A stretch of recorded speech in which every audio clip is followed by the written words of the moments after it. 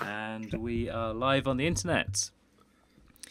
Hello, ladies and gentlemen. Hail and well met, weary travellers, and welcome back to the fireside, because it is once again time for another chapter of the Polyhedron Collider Plays D&D. Tonight we have the Masters of Fate, and they are Andy Lewis, here at Bard Central. Bard Central. Sid Gill as El Cockwind, the rogue. It's on the Hammersmith line, isn't it? We're going to have to rescue him from there as well. Yeah, he needs some rescuing, that's for sure. Derek Neal as Imnek the Warlock, Adam Moran as Sylfina the Druid, and last but certainly not least, our benevolent DM, Steve. So, Steve... Like you need to change that title after last time. Well, yes, true. Well, to be fair, that was more of your doing, I would say. So, but Steve, if you'd like to step into the torchlight and once again resume the story. Oh God, how did you go through what happened in the last session? So, in the last session, you had returned from the Sea of Moving Ice to Bryn Shander. We'll give Andy a minute. There we go. It's all right. John's got comedy headphones. So at the end of at the beginning of the last session, you just defeated Hedron the Ice Witch, and you headed back to Bryn Shander, where you met with several people in the town who gave you some hints as to possible avenues you might explore. And you decided to ignore all of them and headed to East Haven to hunt down more information about the Black Ice. So you went to East Haven in search of Pelador, which was the person who first led the dwarves to the Black Ice. Or led the dwarves to Akar Castle and then led them to the Black Ice. So after mooching around town, you found out Pelador had left not that long ago on some kind of expedition, had hired guides and kind of expedition equipment. But then you decided to use the shard that you had to see if you could find any other pieces of the shard, and you found something below the town of East Haven. Below the town hall, you found the foundations of an old Crishal Tirith, and in the walls, this kind of like piece of stone with this body kind of relief in it. Arrakis then decided that he realised the shard could be used to remove this kind of stone. A bit of an argument occurred between a couple of members of our party, and the result was Arrakis did actually use the shard to open or to remove the stone, only to find it was blocking a gateway to the Abyss. You were all immediately teleported to the Abyss, where you confronted the Baelor Urtu. Small administrative oversight there. Much shitting of pants occurred. You were told to hand over the shard. Your tactical decision was to cheese it as fast as humanly possible back through the gate. You then had a bit more of a discussion. You merged another piece of the shard that you'd found with the other two pieces, so now there's 4 pieces have merged, and decided to cheese it back onto the streets of East Haven. Is where we left you. Yeah. In mid-flight, quite literally in my case. Yes. I don't think we should change our strategy at this point. I think carrying on running is a fucking good idea. Yes. Let's put as many doors, walls, and preferably continents between us and the Barlow as possible. Yes, let's maybe get out of town before we bed down for the night. Mm-hmm. Maybe somewhere underground, far away from the world. Underneath Waterdeep or something. Mm. Let's talk about. Let's go and talk to what's that beholder's name? Xanathar, yes. So, which way you do? So you stormed out the town hall. What exactly is your next action? I think there's going to be a bit of hands on knees breathing out the arse from Cockwind because he's got short legs. And then I'm up for going back in and seeing what we've done. I'm not. So I think we should try. I am curious to see the chaos. I think we should try and at least fix something. Maybe we can reseal it somehow. Yeah, I think that's where my mind is because Didn't you try that? I didn't try it, but the stone tablet, if I remember rightly, it disappeared. So we may be looking at magics beyond our comprehension at this point. Yeah, think of it like the stone was like a plug hole where you've gone and lost the plug. Because it's no longer there. It disintegrated. Once you used the shard, it disintegrated. So, Lewis, you've got that wand, haven't you? Can you do anything useful? It can do a few things, but sealing portals to the abyss is probably beyond its scope. I think that's probably requirements creep and beyond its design spec, mate. What about collapsing the town hall on top of it? Again, That'll look great. I mean, I could burn the town hall. Can we go and get a big Indiana Jones style boulder? I mean, I'm not really the expert at closing doorways to the abyss here, so I'm kind of shooting from the hip. To be fair, neither am I, my friend. I just leave them open and run away. How the hell do you think I got here in the first place? I must admit, I am curious to see what we left behind. Yeah, I think I'm up for going for a peek. And as I'm still flying, I can do it rather quickly. Yes, I think between your Arrakis' speed and Cockwind's stealth, you might have a better chance than myself. Yes, shall we? I think we owe it to Easthaven to at least warn them of the impending doom. So yeah, okay, right. In which case, can we go back in? Push the door open and go back in. Okay. Let's just hang on. Bear with me a second. Imnek will he'll find like a shady alcove somewhere where he can observe from a safe distance. Okay, so you go back into the there's the cellar of the town hall, and then you found this passageway which led further down, which leads you back into this kind of like room which seemed to be the foundations for whatever was there previously, where you found the bits and pieces. You found the shard and found this what's it called? You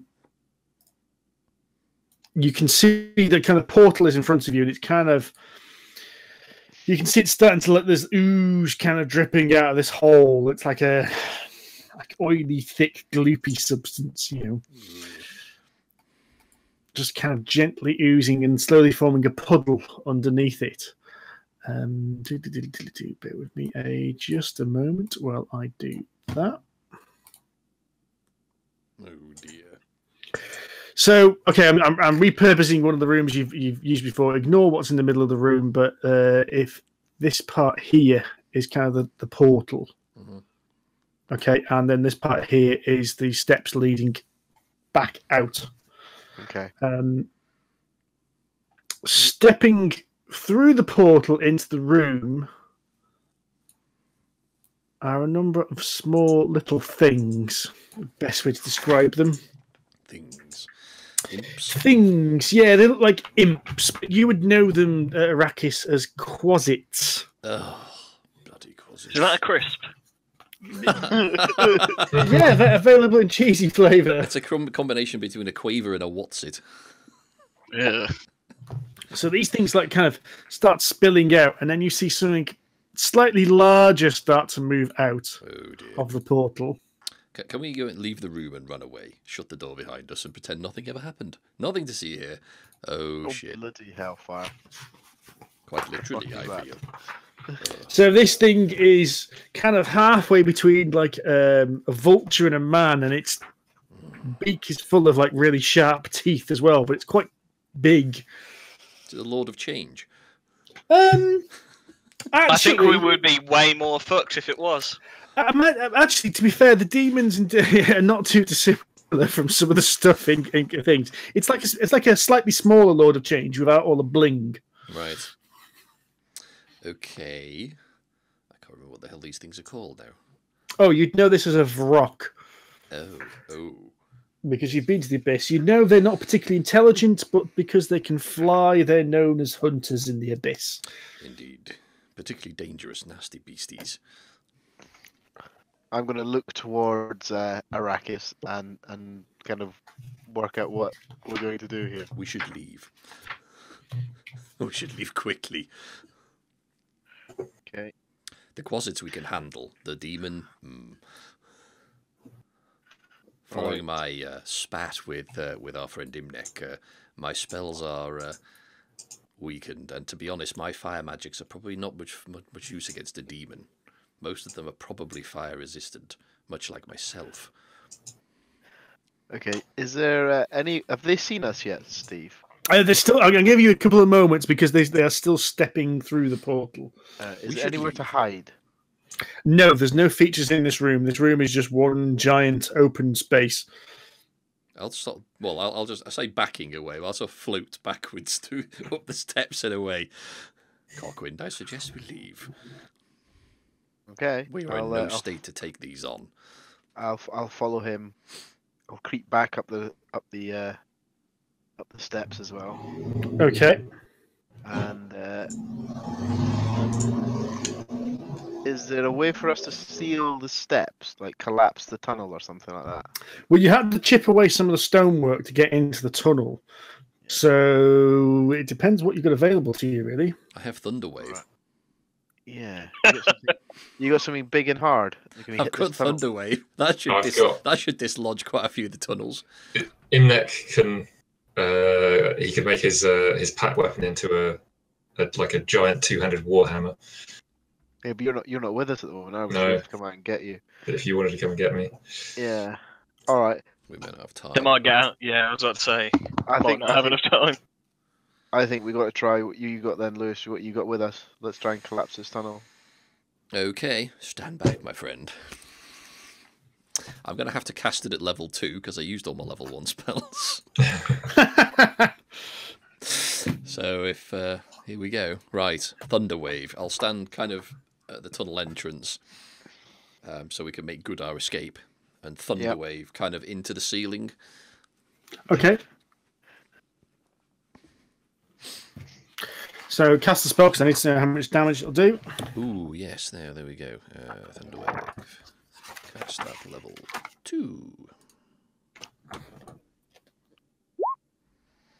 7. God damn it. Sod all. I think the answer to that question. Oh, it does 2d8. Yeah, it's not a powerful spell. It's more the fact that it's only a level 1 spell by default. Okay. It just does it knocks people backwards and causes lots of noise. Okay, on the basis that you guys are not exactly masonry experts when you knock the hole in the wall to begin with, there's a good chance you didn't really allow it maintain the structural integrity of the ceiling when you collapsed it. So yeah, as the loud thunder hits the wall, it knocks just enough out the way that a pile of rubble. It doesn't completely close the corridor down into, but it's definitely enough to stop this rock, because this rock is it's pretty big. It's probably 8 feet tall, kind of thing. Definitely enough to stop that, but there's lots of room in which the little quasits can get through and that. Yeah. All right. So at this point, I am going to cheese it back and find Imnek. Yes. Because fucking Arrakis is useless. Do something. So I'm going to go blustering through the town hall and slam open the doors and shout for Imnek. yeah, I'll come forward. Enemies, baddies, tunnel, collapse, Arrakis, crap. Go now. What do you mean crap? I carry on breathing out my arse. I'll head down to see what's being made of this. So you come down into the cellar as like a cloud of dust and a pile of rubble over this doorway which you'd opened, and Arrakis kind of go. But through this dust, these little little green imp-like creatures with like big horns are about 3 or 4, 2 foot tall, crawling through the things and going, come on, Arrakis, just hand over the shard. Never. Not to you, you little bastard. Eat this, and I'll fling a couple of firebolts his general direction. Yeah. I'll throw some Eldritch Blasts and try and knock them back through the holes. Okay, go and make a couple of spell attacks. Quick question. We should have all our hit points, shouldn't we? I think I forgot to update roll. Yes, Yeah. Yeah. Should we? Well, you might not. We do, actually, because you and I didn't actually end up... We just basically sort of do this for a while. Oh, yeah. It cost me some spells, but no, I didn't take any damage. Okay, so Imnek, do you want to roll for your Eldritch Blast? So it'd be 2. Okay, so basically, Arrakis, you fire a... yes. You fire a blast of magical fire and disintegrate one, whereas Imnek blasts an Eldritch Blast and disintegrates another. Nice. And you can hear the other side this kind of squawking, like a deranged vulture and something clawing at the rocks on the other side. Give it up. You can't get us.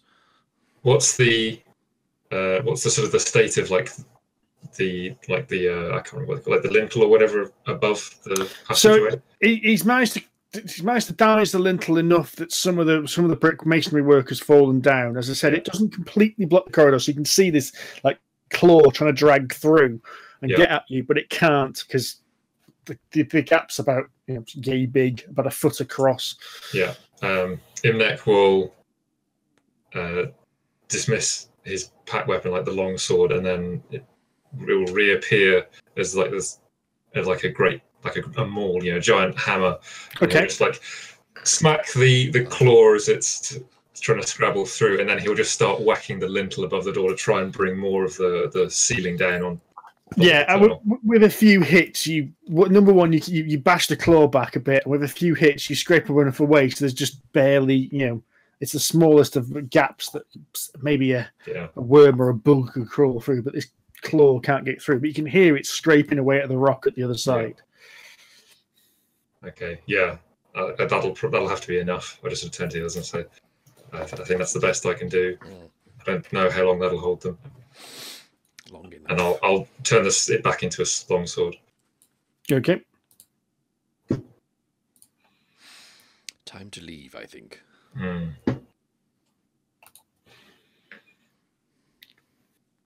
We should probably tell someone. Sid. You've got an aerial, mate. You need to put your thing down. Oh, sorry.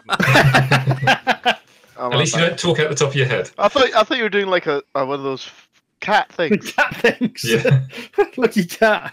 No, I think we should go and find somebody that can give us some advice here. Do we really want to admit to releasing a Barlow onto the town? No. Perhaps not. I think we need to get this hole shut, don't we? Is it directly below the Great Hall, the town hall? It's a little bit off, but not much. It looks like the town hall was probably built on the foundations or whatever this thing was. Yeah. I don't think. I'm not sure we could even bring the town hall down on top of it, but I don't think it's in the right place for that to even work anyway. And to be honest, even if we did, I suspect it's not strong enough to hold back a Barlow. No. At the risk of quoting somebody, this magic is beyond any of us. Run. Steve, I have a question with prestidigitation. So, amongst the many things it can do, you can make a colour, a small mark, or a symbol appear on an object or surface for an hour. Now, actually, with the symbol, and I know this is a thing, and the colour, it doesn't actually specify how big that could be. So you could actually potentially make a giant symbol with it. Would I be able to do any writing with that? Like warning, keep out. Yes. Barlow here. I think you'd be able to make a big enough of a sign that you could say that. Yeah. As you said, you're right. It makes a colour mark or symbol appear on an object. Yeah. Now, the rest of the effects are about a cubic foot, so I reckon you could probably do like a poster size, like an A4 poster size, something. Yeah. Okay. Well, I can make it very bright and shiny and make it stand out. Yes. Okay. Imnek is going to. I can have 3 simultaneous effects of this. So I'm on like 3 sides of the town hall. I'm going to put up like a warning. Danger, portal to abyss. Open in cellar. That's all he's got on 3 sides of it, and then. He's going to say to the others and say, now, to get people, that's only going to last an hour, but I can make a loud noise to get someone's attention while we maybe leave the area.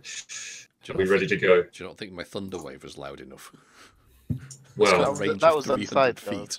It was. Yeah, but yes. it is inside. Well, this will be out in the streets and should get the attention of anyone who's asleep. Are we ready to go? Yeah, I'm ready. I think we were ready to go 10 minutes ago, to be honest. Okay, and then I will, as we sort of start making our way off, I will cast a minor illusion back behind me, filling the entire 5-foot cube, and I will make as much as a horrible, screaming, loud, siren-like noise as I possibly can with it, just to start getting people's attention. Okay. So then you guys are running, I assume, but that's the gist I'm getting. So which way are you heading? What was the when I was attuned to the shard last? What was the general direction of I felt in like the spine of the world? So let me go bring up the bigger map. If I can actually work out which it's that one. That's the better one. Has your patron been speaking to you? Not since we opened the portal. I'm not surprised. He's probably disowned you. Okay, so you are roughly here. Yeah. So you're on the very edge of Lactanisha. The resolution goes a bit low here. You got the impression it was kind of southeast of your current location. So somewhere you think around maybe here in the spine of the world. Okay. I'll sort of point off in a general direction to the guys and say, I think our best bet is to find the rest of the shards, and I think there is a good chance we might be able to use it to deal with this Barlaw.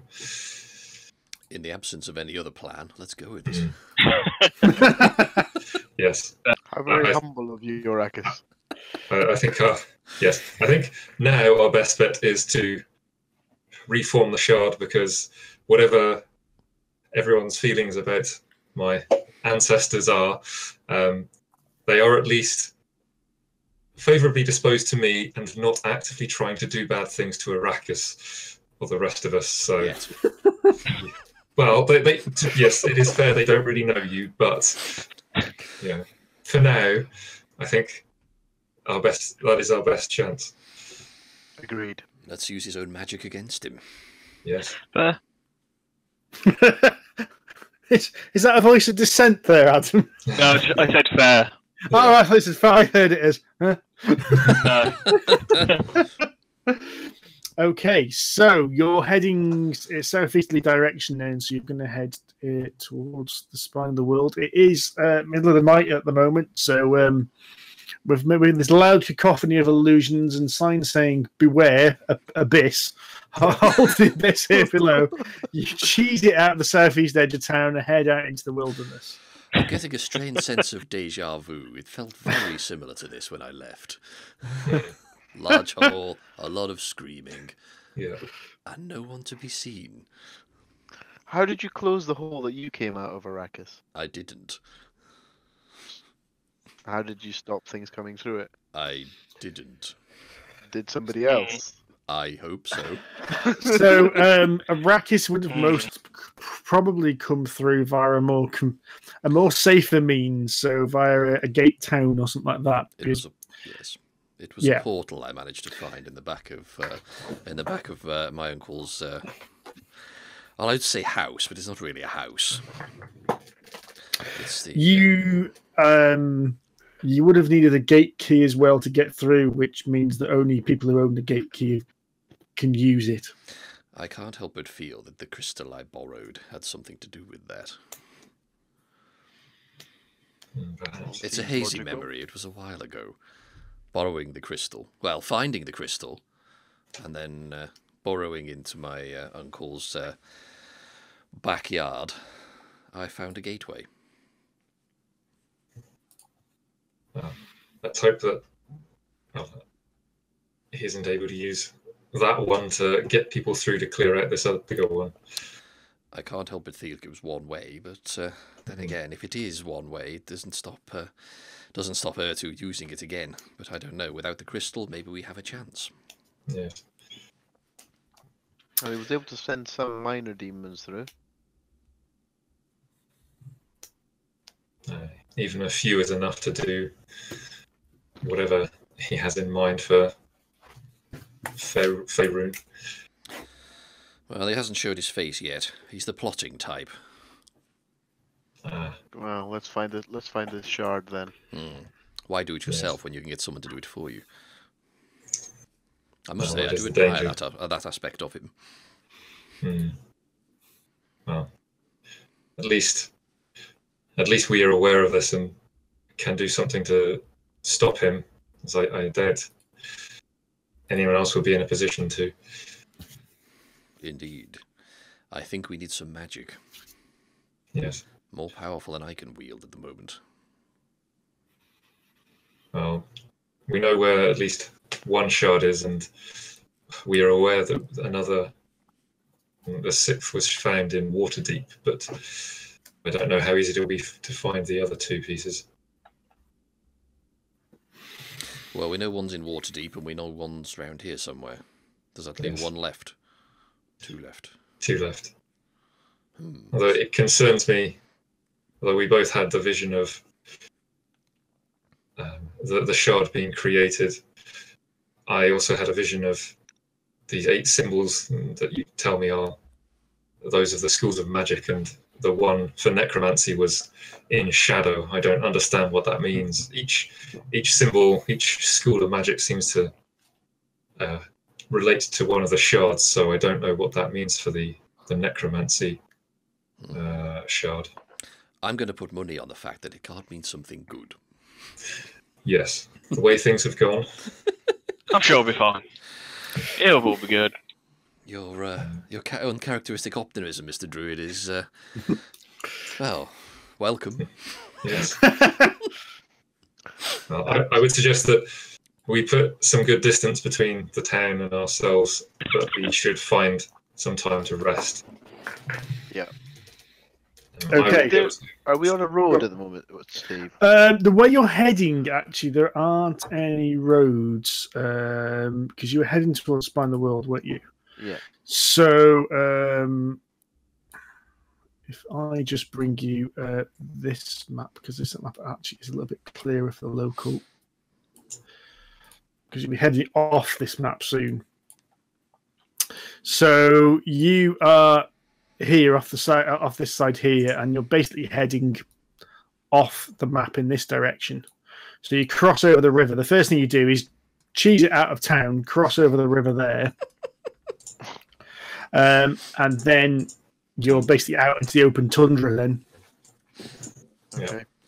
So is there any sort of obvious signs of cover, farmhouses, stables, any sort of... No, it's anything like that? basically it is basically just open tundra for miles at this point.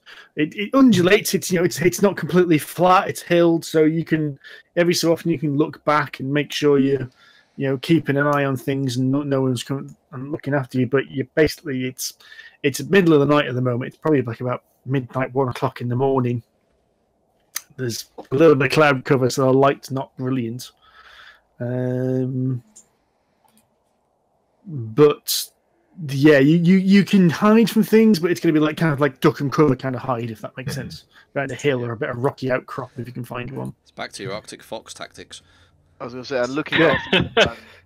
I guess it's too dark for us to see anything useful in the distance. But is there any signs of? Is there any lights or anything? Is there anything that stands out in the distance that we could head towards?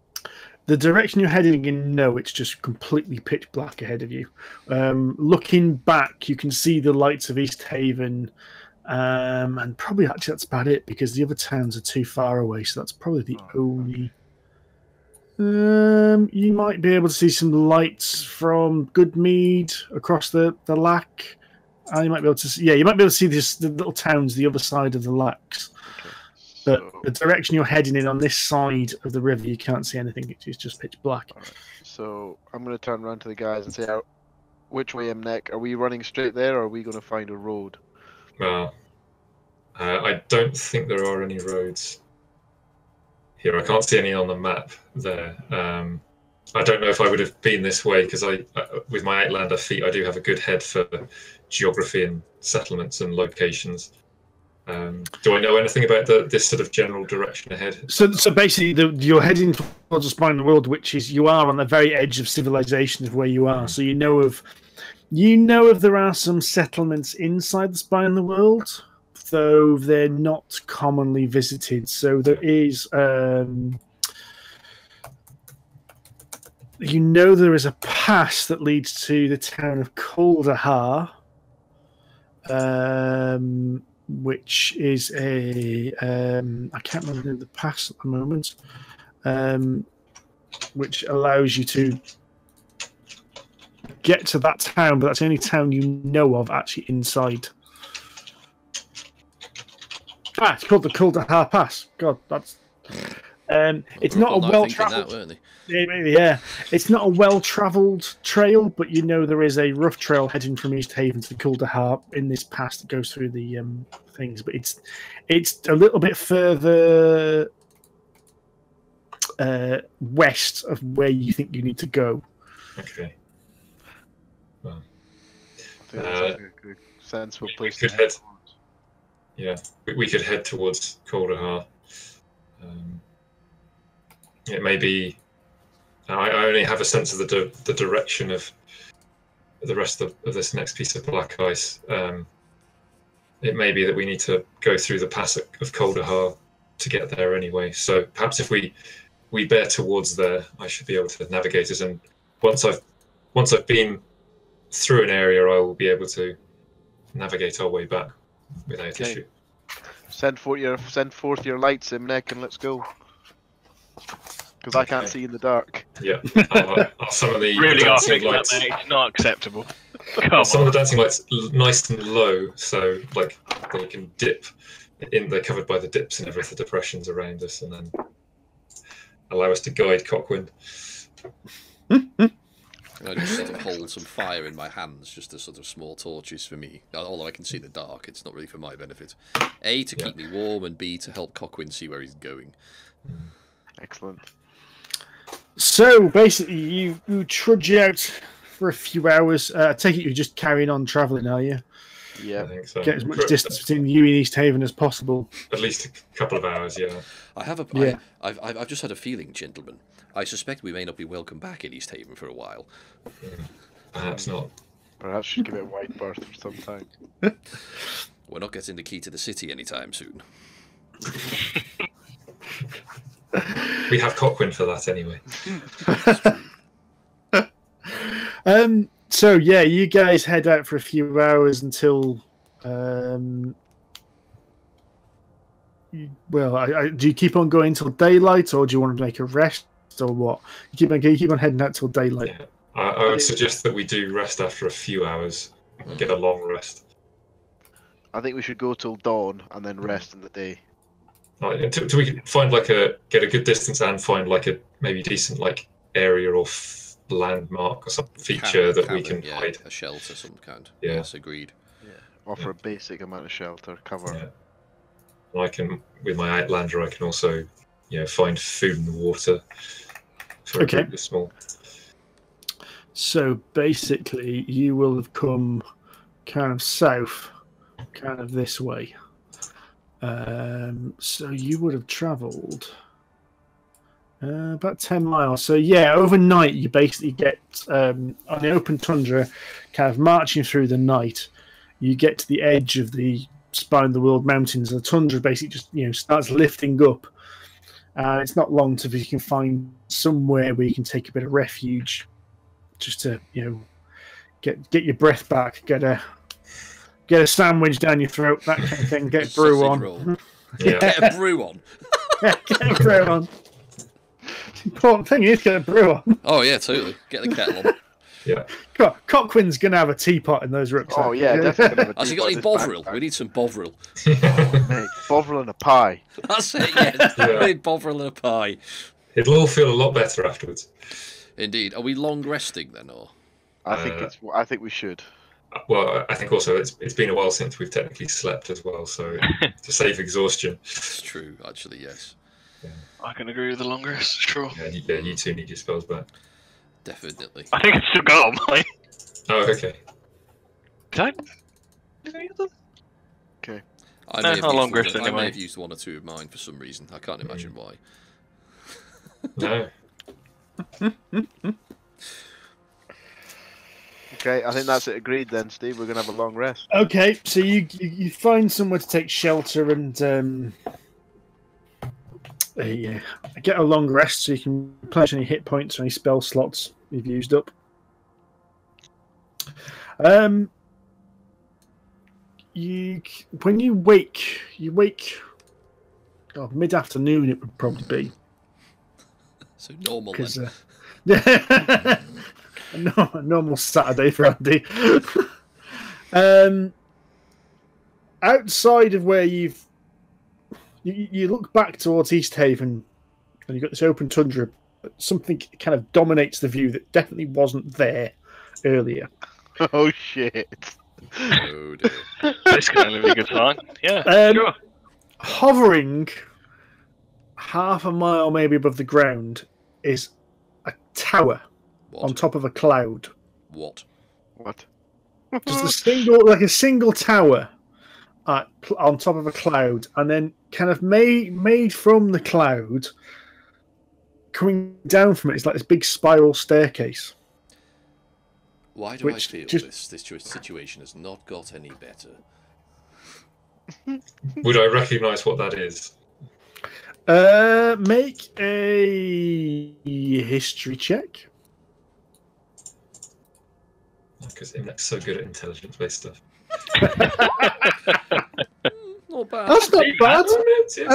I do speak giant, so the general structure of it and the way it seems to be sitting in the cloud and the size, although it's a bit difficult to judge the size due to the fact it's in there, it does look like a cloud giant's castle. Oh. But normally these are huge castles. This is like a single tower. And it's right over East Haven. No, it's right. It's kind of right in front of you. It's a few hundred yards in front of you, and this spiral staircase made out of clouds has blocked its entrance a few hundred yards in front of you. Are the stairs hitting the floor so we can get onto it? Yeah.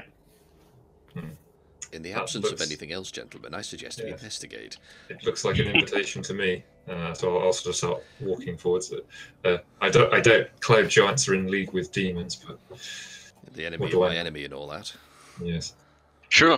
I mean, my inquisitiveness has never got us into any trouble recently before. Let's go. No comment. Don't touch anything, Arrakis. I'm not touching a goddamn thing this time. And I'd have tuned to the shard. Of course, yes, I gave it to you, didn't I? Yeah, you can keep that. Right. Yes. Okay. At least I get text messages saying, maybe don't do this with it. Yes. I can't be trusted. Right. Oh, as I just do that. Now, hopefully this will copy and paste for you, Derek. Where am I looking? If I can get to... There we go. Right. Ha! There we go. Yeah. Ooh. Oh no, that's just pretty much so everyone can see it. Oh well, never mind. That didn't work. So, you can all see that. So, what the hell? It can cast a number of spells. It can cast 4 different spells. It's the crystal. It can cast... Yes. Right. So you can cast Locate Object, which you already knew about. Mm-hmm. And that one can be cast at will. Yeah. It can cast Conjure Animals. And every time you cast it, you roll a dice on a not a 1 to 5. It's a 6. You can't cast it again. Ever. That day. Until next that day. Okay. Yeah. Simulacrum. Bloody hell. No, sorry, on a 1 to 5, that is, you can't cast it again until the next day. So if you roll a 6, you can cast it on the next day. Yeah. It casts Simulacrum, which suspiciously someone else was using. Does it? Does a simulacrum have to be myself? Yes. No. No. It doesn't have to be yourself, no. Though it does take 12 hours to cast. Oh, okay, yeah. It's not something you can just go, Simulacrum. It's a ritual that takes plenty of preparation. It can cast non-detection again on a 1 to 5. You can't cast it again that day. While attuned to the item, Celestials are hostile towards you. Are you saying Paul's not going to be a fan of you? To be fair, they were probably hostile to me anyway, but yes. And while trying to attune to the item, you deal 1d6 necrotic damage to each plant you touch. Oh. That's kind of badass. God damn it. And all I got was You'll never eat a salad again. And how many other magic items, Andy? They're not offensive. They're not offensive. They're just harmless. It's fine. None of them are any use. I've got some dice, a stick. I've got a necklace that ages me slowly, and that's about it. So it's hardly high-end. More than anyone else in the party. That's true. Right. Oh yeah, I have the Wand of the War Mage as well. That helps me cast spells. Yes, that's kind of useful. But you know, Okay. would you like a magic stick? Not particularly. No. So can you do this locate object thing and find this shard? Yes. Before we cheese it. I will. I won't do it right now. I think perhaps we go talk to the Cloud Giant. Or whoever is up in his tower. It's going to be those idiots from the Champions of Chance, isn't it? They had a mess running with a Cloud Giant at some point. Wow. I can't help but feel the hand of the bard is in this somewhere. Yes. It's got his mark all over it. Do you know what? That would absolutely ruin the day. Bring the Barlow on, seriously. Now, are we going to go in just... Well, this guy seems to want to invite us in, so are we going to take him up on it, or are we going to think this is a trap? Yes. As we don't have a badger to remote control up to check the way. Badger.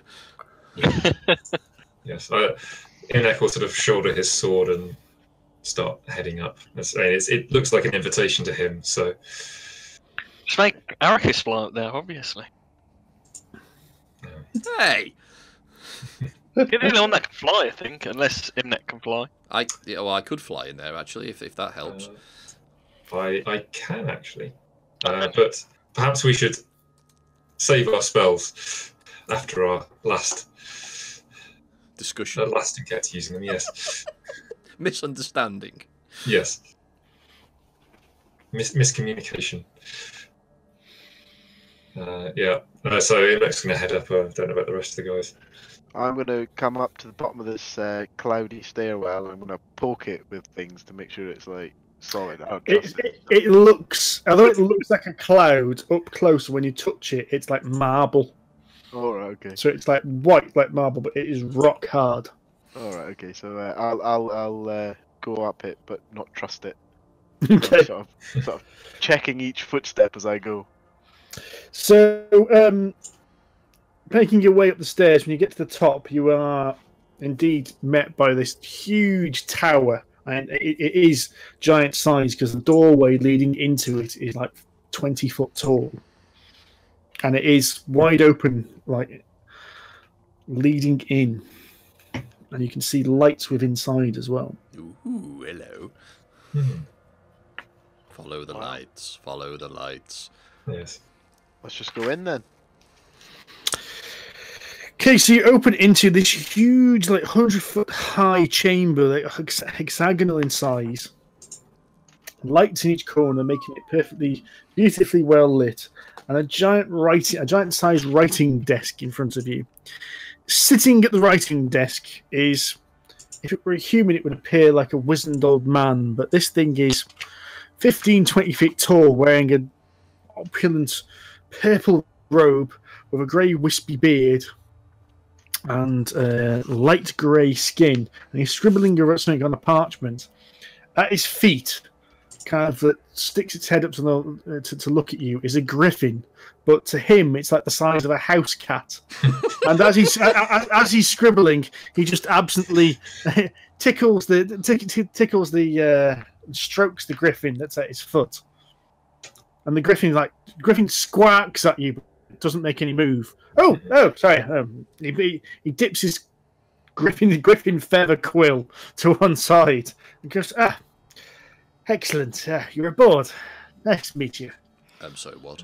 You were expecting us? Well, I've been looking for you. I wanted to wait until you got out of a heavily populated area. Apparently, a Cloud Giant's castle turning up is a bit, well, it surprises some people, doesn't it? Yes, it does. It does surprise some people, yes. What we left behind is probably not ideal either, to be fair. One way or the other, that city's not happy. Oh, well, probably good job I waited until you got far enough away then, wasn't it? I've been looking for you. Your friends, your friends, what do they call themselves? Oh, God. The champions of randomness. No, yes. Sounds about right. Heroes of luck.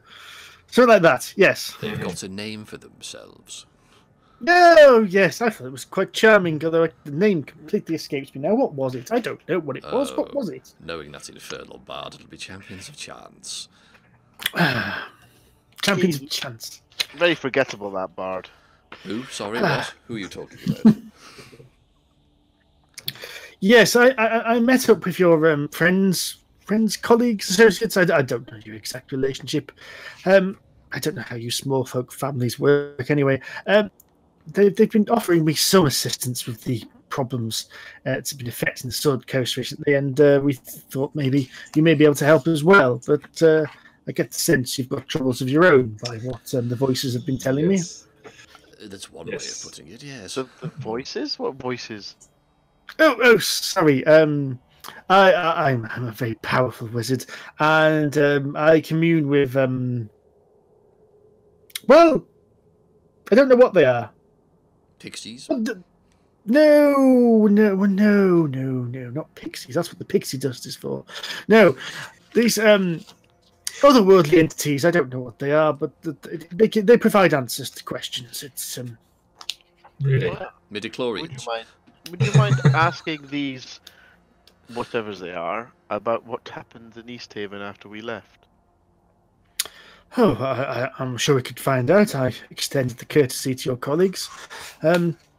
However, you have to be very careful with the questions. They have to be worded quite precisely, otherwise they can steer you off point. But I actually wanted to speak to you about the giant problem, but I don't know whether that's high on your priority list at the moment, based on what I've heard. Well, we certainly will be dealing with something very large.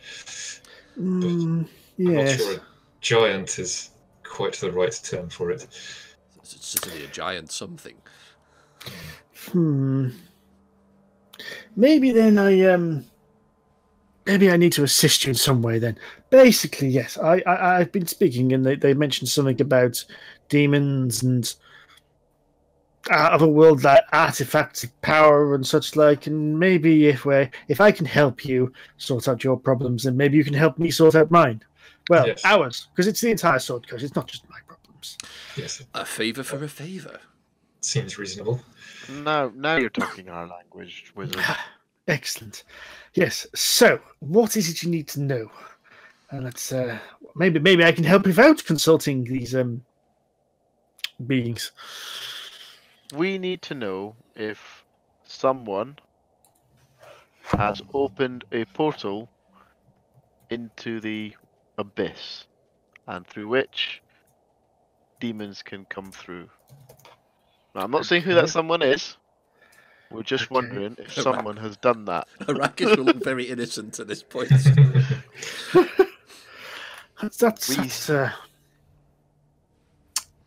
doesn't seem to be a problem. What I'll do then is I'll do, as I said, I extend the courtesy that I gave to your heroes of randomness, and if you can ask me a set of questions, I can then go cast the spell required to contact these other beings and see if we can get some answers for you. Now, you have to be very careful with the wording. Ideally, you want questions that can be answered with one word.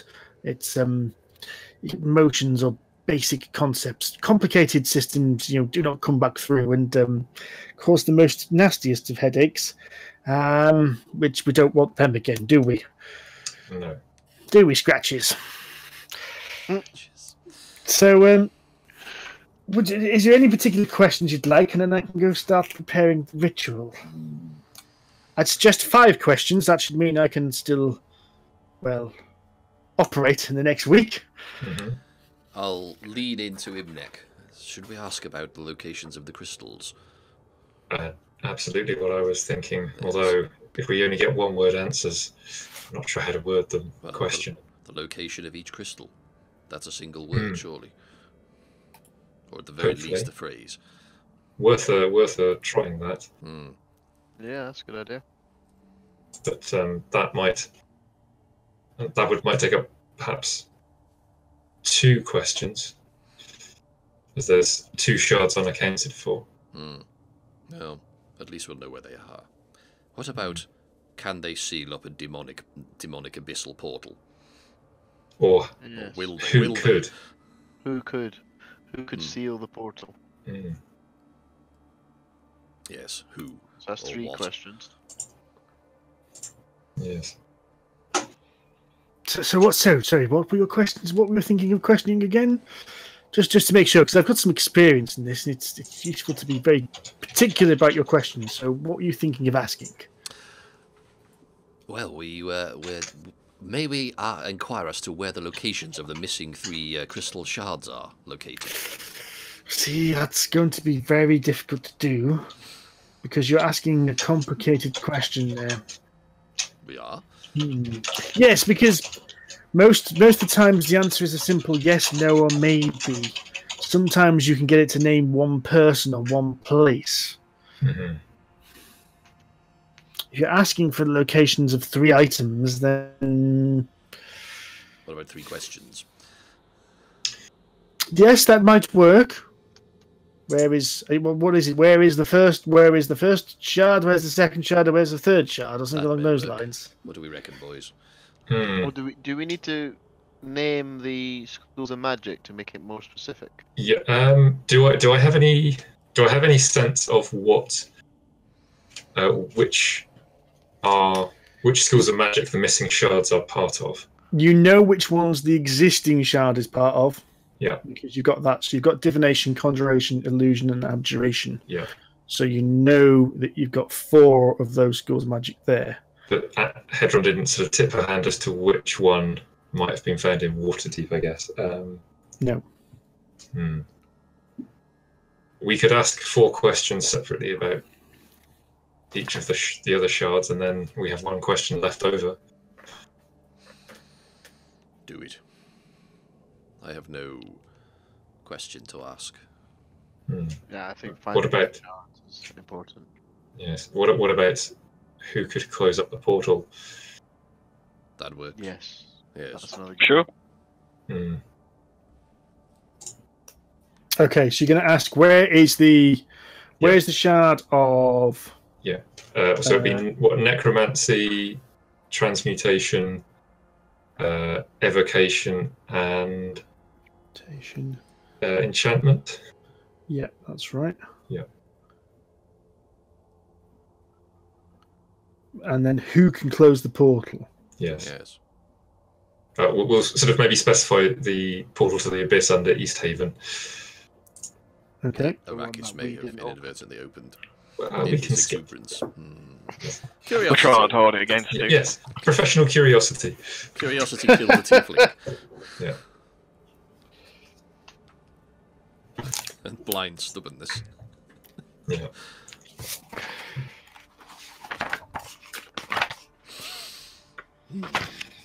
Right, give us a minute while I think about that one. Okay. Talk amongst yourselves. I might use this minute to go and get a beer then. Ooh, damn you. I'm driving, Although I can't. I had quite a few last night. You missed a good one last night, Lewis. Yeah, John said. Damn it. I had an entertaining evening of unpacking some stuff. How's it going? All right. We have a semblance of a lounge now. The bedroom's pretty much done. The spare bedroom's pretty much done. So there's just more than just a couple of lawn chairs there. Yes. Quite a bit of stuff. Although we've already filled the garage with a load of shite, so we need to get a skip and throw it out. Seriously, the amount of crap we've pulled out of this house is just ridiculous. There was this really horrible jerry-rigged shelving system in the sort of downstairs room, which I've ripped out. That's in the garage. Well, that's outside. I might make How jerry-rigged are we talking about? Well, it was quite well made, but it's been there for 30 years. So it was looking a bit tired and a bit old and a bit shite. And instead of doing the sensible thing and erecting a set of shelving around existing coving, they kind of jerry-rigged other coving on these shelves and removed the coving from behind it. And it was all like this. So I pulled it all out. Bloody hell. Wow.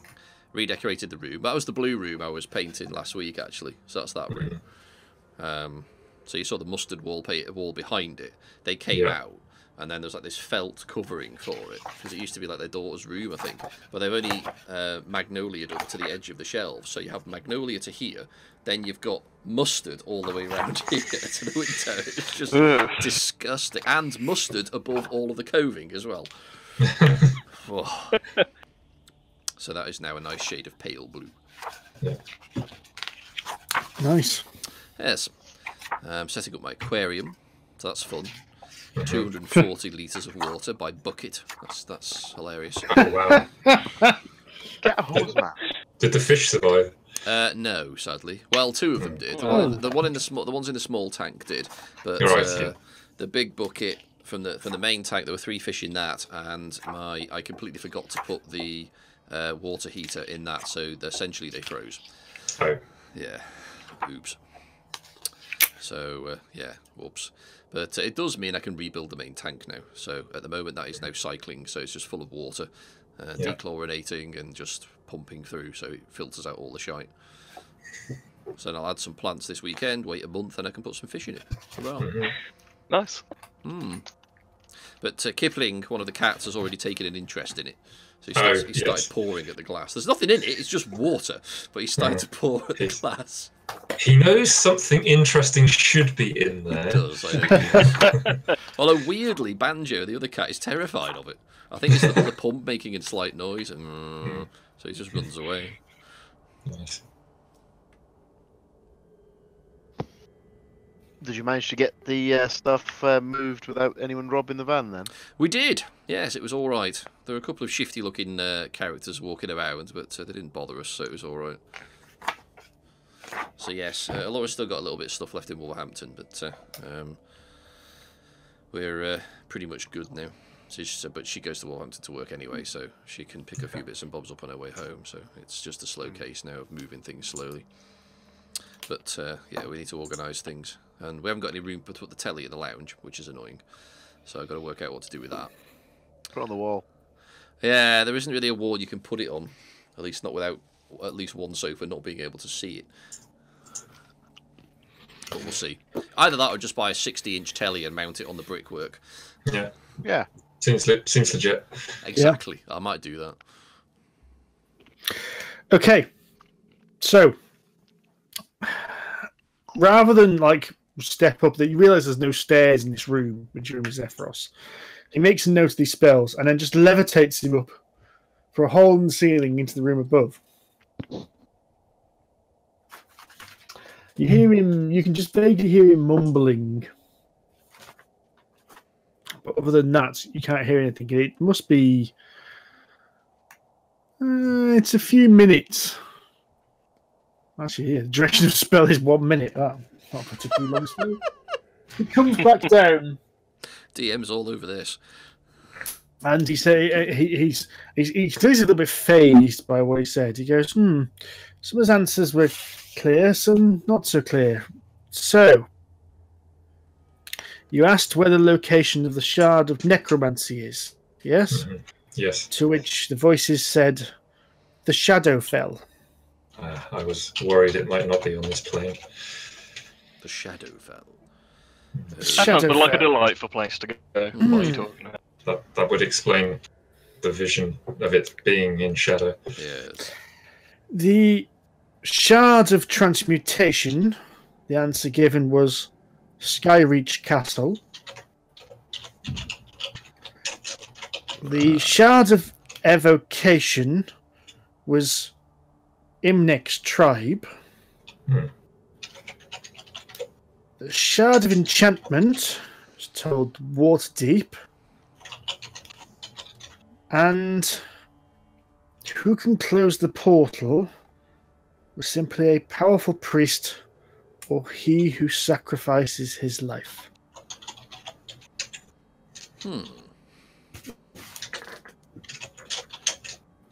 Does that help you at all? Indeed it does. I think so, yes. Next question. How does one get to the Shadowfell? That is an interesting question. Now, do you understand? Do you know some of the theory of the planes? I'm aware of some of them, yes. Yes, well, the Shadowfell and the Feywild are kind of... Imagine Faerun as a ball, and the Shadowfell and the Feywild kind of encase and are the same as that ball. No, that makes no sense at all. What am I on about? They're like mirror dimensions, so somewhere you say Waterdeep will exist in the Shadowfell and will exist in the Feywild. So it means there's more portals to these two dimensions than to many of the other dimensions that exist. I've even heard of spells that ones allows you to walk into the Shadowfell via your own shadow, which is quite interesting, I must admit. That'd be quite a trick. Yes. So I'm pretty sure it shouldn't be difficult to find somewhere, but I don't know where you'd begin, to be honest with you. My guess would be Waterdeep. We owe the wizards a favor. Well, the wizards will owe us a favor. Yes. If I hand them this stick back, maybe they can take us to the Shadowfell. It sounds pretty reasonable, yes. Now then, wizard, you've helped us. What is it that you want? Well, basically, you and your friends are in the process of investigating some of the giant issues, and I just wanted to basically keep your ear on the ground and basically just pass on the information you can. I've managed to find out some information, but I don't know exactly what's happening and what the hell is causing all these giants to go, quite frankly, crazy. Now, of course, I am a giant myself. Never noticed. Didn't notice it. It's the beard. It disguises it. Everyone looks big to Cockwind. Those purple robes, didn't even notice you.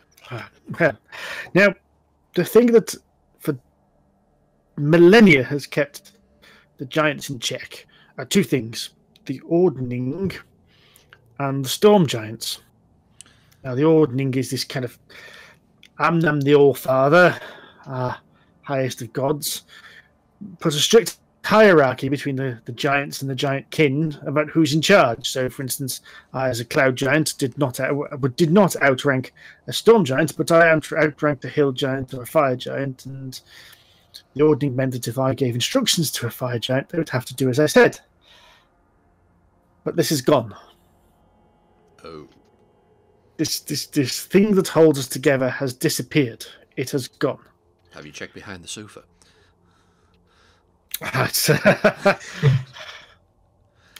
I like this one. He's funny. Now, certainly something.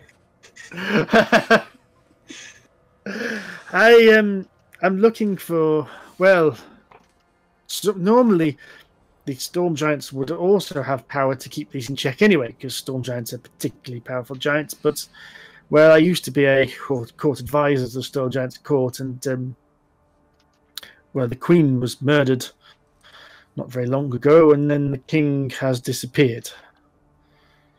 And timings mean that I'm suspicious of yours and your friends' involvement of things and other things. That doesn't make any sense, does it? I'm talking gibberish. Let me try and explain this. As far as I can work out, King Hecaton, king of the Storm Giants, went missing about the same time a portal opened in Waterdeep to the plane of Mechanus. Oh, I remember that. We were there. I was there, yes. Indeed, that's why I think you are important, because you were there. And there is a thing that makes me wonder whether it was, since you were so involved in those events, whether something was purposely trying to move your eyes away from what was happening with King Hecaton. Now, it's just a hunch, but I tend to be right with a lot of these things. Sometimes, most of the time, occasionally. But that's besides the point. I know what you mean, my friend. I am usually right most of the time. Occasionally. Not very often. Agree to disagree. I like this man. Now, We like him. Can we have him instead of you? Oh! Bet he wouldn't open any bloody demon portals, would he? Now, we've been over this. There was an oversight. Now, I know your friends have been told to head for the Eye of the All-Father. They don't know I've been spying on them. Don't tell them. They might take offense to that. People get very touchy about giants and dragons using orbs to look at them. But my understanding is they're heading towards the Eye of the All-Father, and I found out some information about this, and that might be worth you attending to as well if you require the answers to more questions. The Eye of the All-Father was supposed to hold all the knowledge of giant kind. Well, That would certainly please a priest we know. indeed. So it may be beneficial to go there, but I don't want to make decisions for you. If you think going to Waterdeep or chasing these shards is a useful endeavour, then I don't want to stop you. Well, we can't defeat Which a is, bar on our own. Yes, that may be a necessary endeavour. Can I ask the wizard about the shard and see if he knows anything more about it? Yep. You can ask a question of him. Wizard. What's this geezer's name? I can't call him wizard. Oh, sorry, I didn't introduce myself. Sorry, I am Zephyros. Zephyros, right? Okay. Zephyros.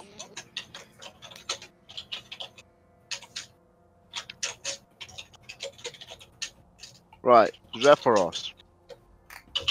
We happen to have come into possession of a piece of black crystal, which has led us into a bit of trouble, and that is why we search for its other pieces.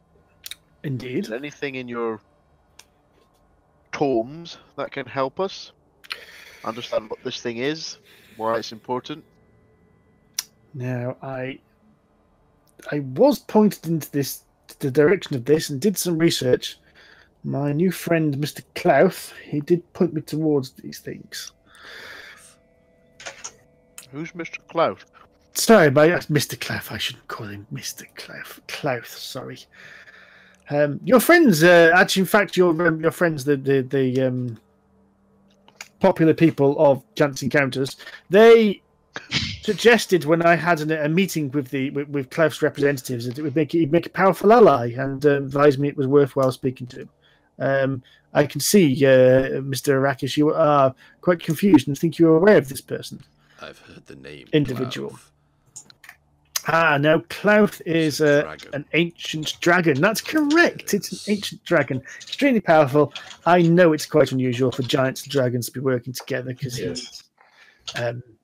we're naturally enemies. But Clouth has a valid point. Clouth wants to get to the bottom of this giant problems, and he has also told me about your recent endeavours with magical items and demon summoning, and believes that well, he doesn't particularly want a Baylor on his doorstep either, to be fair. So yes, he gets one of his tomes and flicks through it and goes, yes, okay.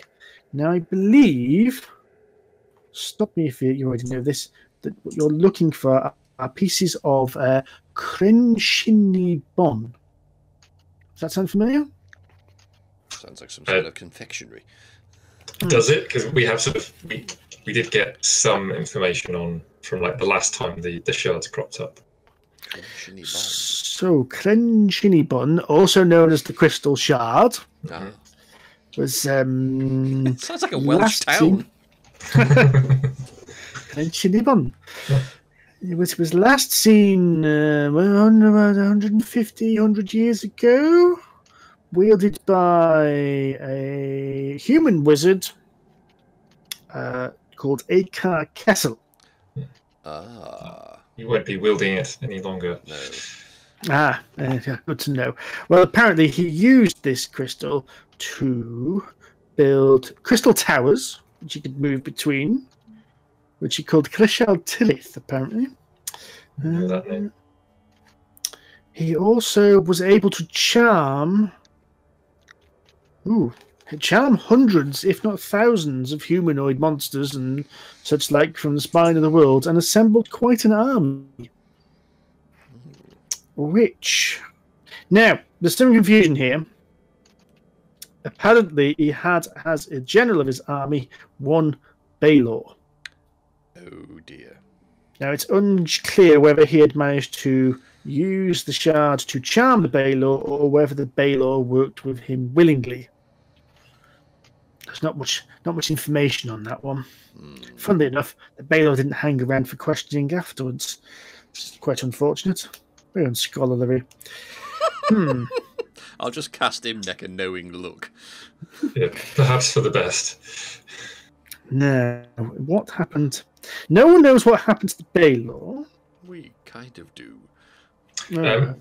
Actually, just before we do this, the spells in the shard, do I need the material components? Or... No. Okay. I'm just going to sort of step next to Arrakis, and I'm thinking while we're in this space, I'm just going to cast non-detection on him. On who? On Arrakis? On Arrakis. Okay. So every time you cast one of those spells, you need to roll a dice. Yeah. So roll a d6, and on a 6, you can cast the spell again that day. No. Okay. Yeah. I was just thinking, while we're having this conversation with this cloud giant guy, maybe just make sure a certain Balor might not be able to see and hear everything going on, just in case he's looking. That's fair enough. Good thinking, Batman. Probably should have done it earlier, but I don't think.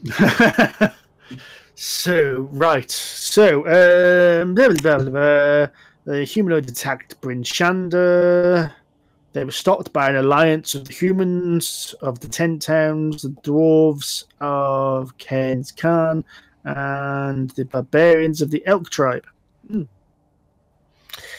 very often you see an alliance like that.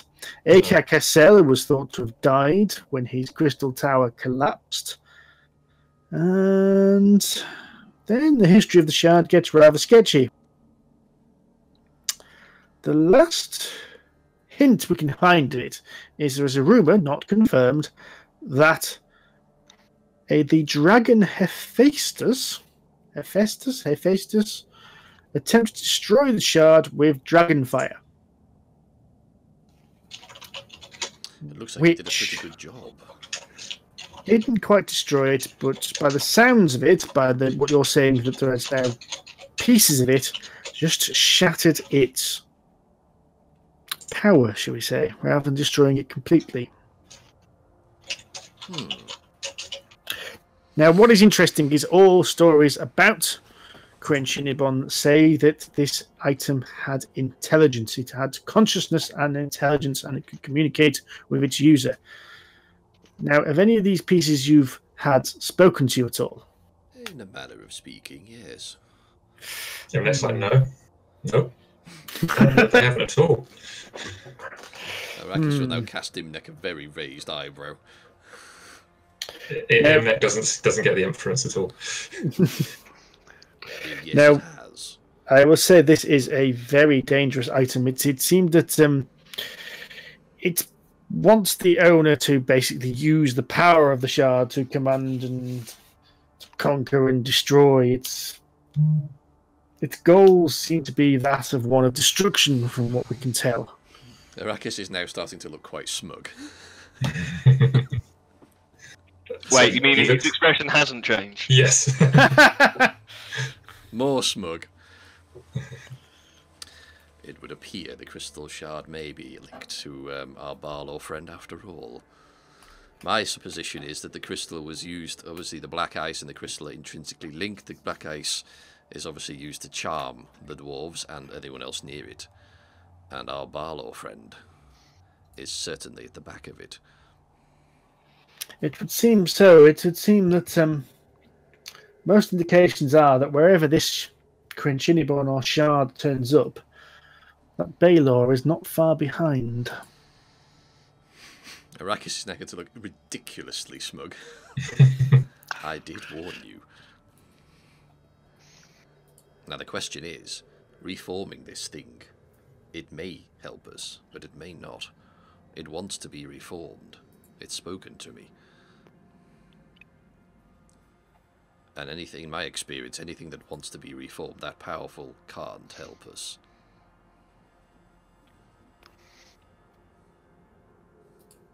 We need more information. We need a means to control it, if nothing else. I think I think the plan from here should be to help this Zephyr. What's his name? Zephyrus. And so, can I just be clear? He's asked us. The only thing he's asked us to do is keep our ear to the ground about what the giants are doing. Yes. Is that his request? So far, that's all he's requested. Yeah. Okay. Are you aware of a young man of the name Artus Simba? Whew. Or Sirak of Siron? I've not heard of either of those names. No. Interesting. He was taken by some ice giants, frost giants, recently. Now, with some time, I may be able to ask the voices the questions, but unfortunately I'm rather strained from today's efforts. What is the link to Artus Simba? They were looking for him. Apparently, so many years ago, he was looking for a ring of the North, was it? Ring of Winter. The Ring of Winter. Ring of Winter. Well, all I can suggest is that you maybe do seek out the Eye of the All-Father and ask the questions there. He may even know if we can control this shard. It is an oracle, apparently so. It knows all. So, where would we find the Eye of the All-Father? Now, as far as I can work out from the divinations I've been managing, it's much further east of here, but in the spine of the world, so not far, not a whole world away from your current location. It's the other side of the mountain range, so it would take some travel to get there. Can you take us on this flying contraption? I can take you as far as I can. There may be a point when I have to let you off and you have to travel some distance yourself, but I can certainly get you there, I believe. Very good. Appreciated, my good man. So, before we do leave, do you know or have contact with any very powerful priests? Unfortunately not. We are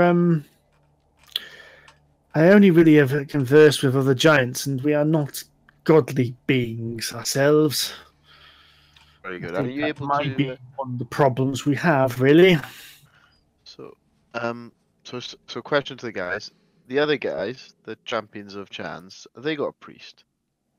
Yes. Our character, yes, I've got a cleric. Paul's a cleric. Is he any good to us? Could they help shut this down? I doubt it. Somebody stronger than that. The magic, Probably. well, bearing in mind, I mean, just metagaming slightly for a moment, a Barlow is one of the most powerful things in the game. So keeping one of those things at bay is going to need something a lot more powerful than But we're not trying to keep him at bay, are we? We're just trying to close the hole. yeah. I think it's probably fair to assume that we need something comparable in power. Okay. Probably talking 6th or 7th level spells. Yes, agreed. Okay. Yeah, quite much higher than Paul's character can make, unfortunately. Yeah. But he may know of things that we can do. We'll have to ask Well, him. he likes his books. Exactly. Yes. Maybe next time he tries to sing an annoying song in your head, you can try and ask him rather than swearing at him. That's a good idea. I'll save my swearing for the bard, because I'm sure he'll try and put a song in our head as well. Right. So this Eye of the Allfather, are we going to head towards it? Or are we going to go for this Well, shard? if one of the shards is in, well, I assume by process of elimination, Imnek will assume that Skyreach Castle is in the spine of the world. Where if we can stop by and get that, then we can. Then perhaps we can look for the Eye of the Allfather. Yeah, well, we can do that while we're on the way to the Eye of the Allfather. Okay. Yeah. Pray tell, my good man, do you happen to know the location of Skyreach Castle? Well, I thought Skyreach Castle was Lord Blogthag. I can't even say his own bloody name. Yes, Blagothicus's. Yeah, he was never really got on with the chap really, but I suppose he is a cousin of mine. I always thought that was his castle, and my understanding was it had crashed some years ago. Some small folk interfered with it, and but yeah, he was. I'm not quite sure what he was doing.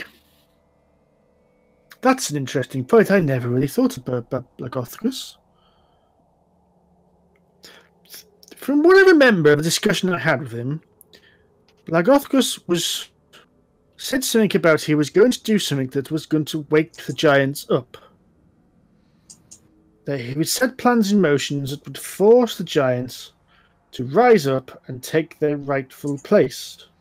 Sounds like it's worked. It does. Maybe Blagothicus is actually the person responsible for the ordning being shattered. Because all the giants are now rising up. Although I don't know what his plan was and whether it came to fruition. Now, I'd heard that Skyreach Castle had crashed somewhere just north of the spine of the world, somewhere just off the Reghead Glacier. That's quite far from here. It's both quite far from here and relatively close, to be fair. It just depends what your matter of scale is. Sorry. If I cast locate object, does that seem to roughly track with my sense of this closest bit of shard? Yes, it will put you roughly in the right direction, though based on what you've been feeling before, you're not quite sure whether it's pointing towards a shard or black ice, because you do get some of the black ice feelings off it. Right. So you get a strong feeling of something. Yeah. Kind of not far from where you are. Sorry. Perhaps we can check out some of this black ice, and then if that is not the shard, then we can head to Skyreach and then on to at least as close to the Orb of the Allfather as you think you can take us. That seems relatively wise discussion. If you can point me in the right direction of where you think you need to go. And I'll sort of, especially if there's like a window or something I can look at, I'll try as best as I can figure. Yeah, that way. Well then, unfortunately, this thing isn't the fastest of vehicles, so please make yourself at home at this level. Please avoid coming into the next level, because that is my sleeping quarters. It's beneficial if I can have some time to myself. Now, Is anyone else looking at Cockwind as I he was going to says that? say, yeah, let's just look at Cockwind. Cockwind's already snuck off to the kitchen. He's bullshit. Looking for There is some no Bovril. kitchen. There is There's just no kitchen. one room in where you are. But he's at the table with all the food and boozes and is busily tucking into a pie. Oh yeah, but this pie is like this big. Yeah, That's it's like 2 foot across. It's a pork pie. He's actually sat in the middle of the pie. Is there a vat of Bovril as well? Okay, how fast does this bad boy move? 100 mile an hour. I think it's considerably less than that. Get his foot down, come on. Can we cast quickening on it or something?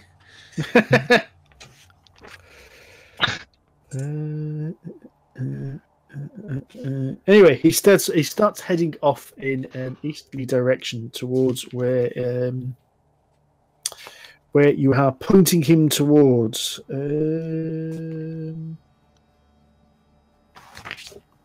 Sorry, bear with me just a brief moment.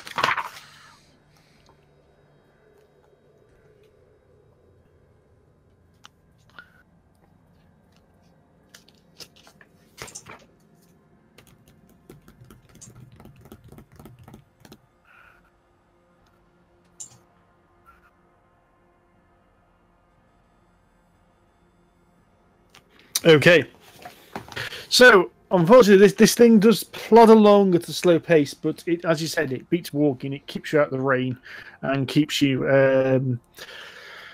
well away from events that are happening down in the ground that may or not involve the Baylor. Can we see East Haven through a window? You can stand on the edge outside of the tower and look down, but he kind of flies quite high up, so he's about a mile off the ground when he's moving the tower. He mentioned something about want to try and keep it out of the naked's eye view. But you can make out from where you are, and clear, when the clouds clear, you can make out the lacks, and you can just make out the towns around those lacks, but you can't make out any detail, if that makes sense. A large fire. It doesn't appear that it's not on fire, which is a good sign. Mm-hmm.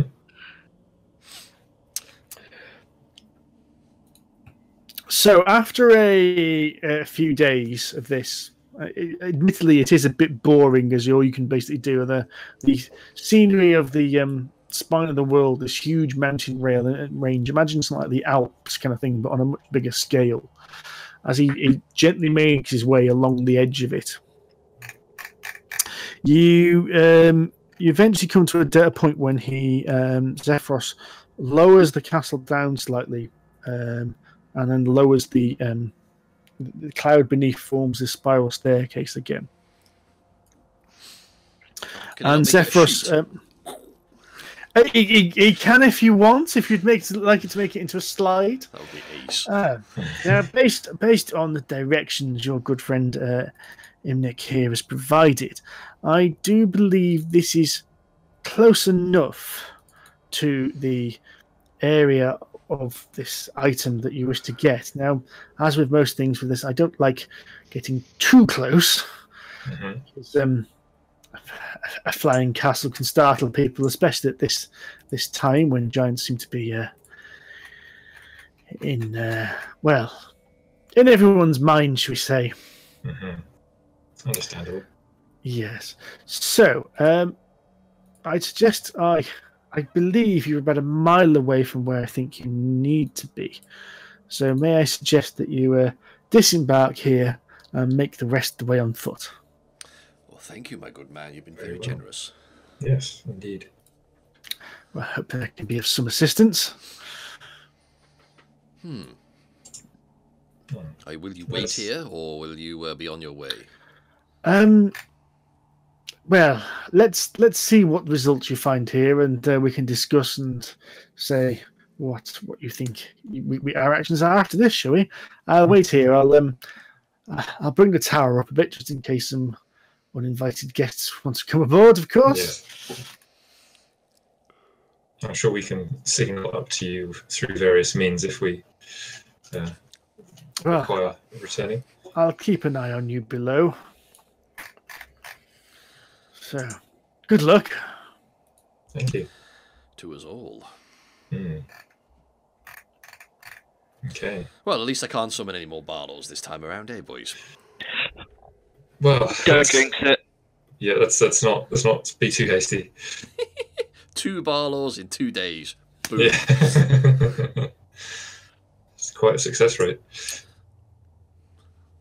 Right then. For a definition of success. Oh.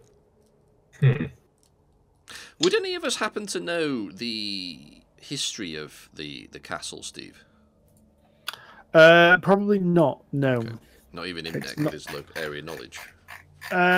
He might have know a tale of a mountain that fell from the sky like a year or so ago, but that would be about it, really. I heard there were some right arseholes involved in it. Yes, apparently they tried to wake a vampire. Yeah. That went well. Who does Who that? would ever try to do that?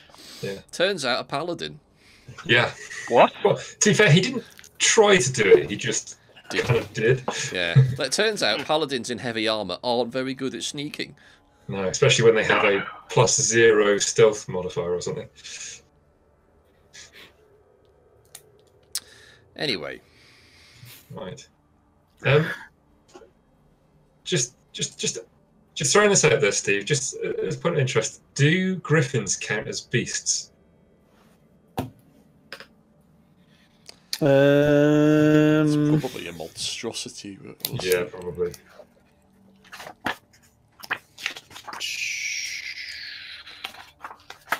Use your alphabet, Steve.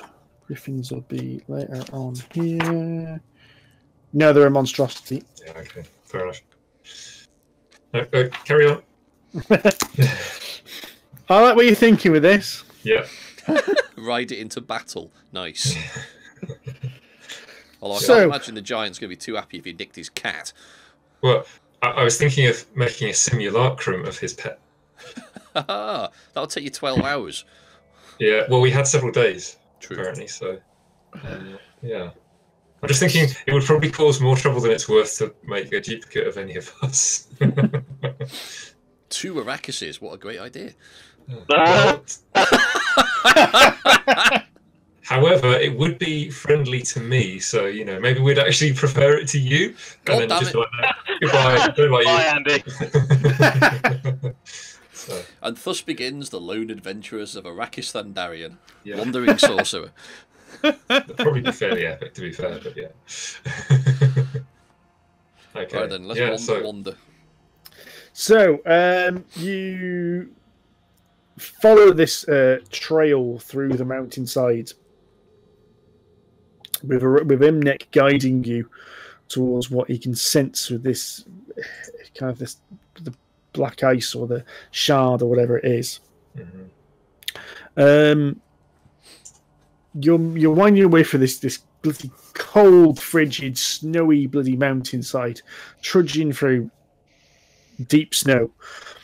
And it's got that kind of, apart from the wind howling every time you come to a top, the rest of the time is pretty silent.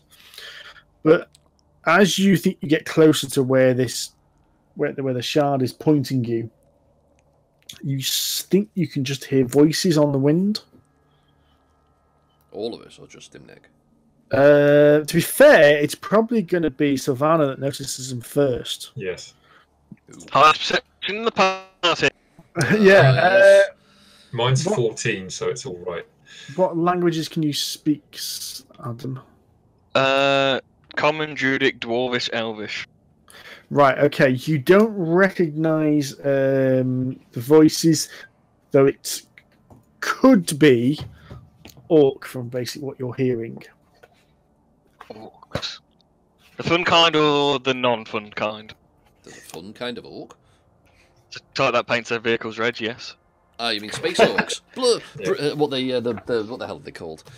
Evil Sons. Evil Sons, yes. Evil Sun. Yeah, I suspect we're 40,000 years too soon.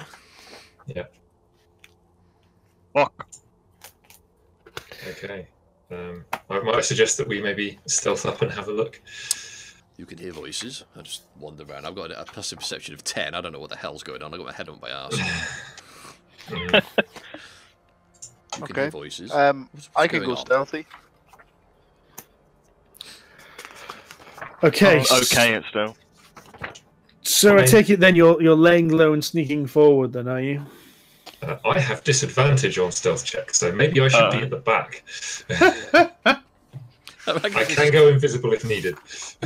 Arrakis is wondering why everyone's just hit the deck. Yeah. Alright, so those of us not very stealthy, hang back. And those of us that can make a stealth check. Yeah. Shall move on forward. So Cockwind moves forward, and so does Arrakis. Oh, for fuck's sake. And Sylfina. So I take it Imnek's just staying is staying behind. Yes, I will stay at a respectable distance. Like, I'll sort of like follow up when they're sort of like signaling, yeah, it's okay. Right. Okay. So Cockwind stays low, keeping to keeping out of direct sunlight, whereas Arrakis, being bright red against the white of the snow, strides forward. Yeah. Yes. Hello. Sort of his idea of like going low is just. When will the idiot learn? Whereas Sylfina manages to be stealthy. silently through. You are relatively. As you come across like a ridge looking down into a little bit of a valley with a kind of a steep hillside coming up a mountainside, and now you can hear and see the voices, and actually you can understand the voices because they do appear to be speaking common. You can see a group of orcs, all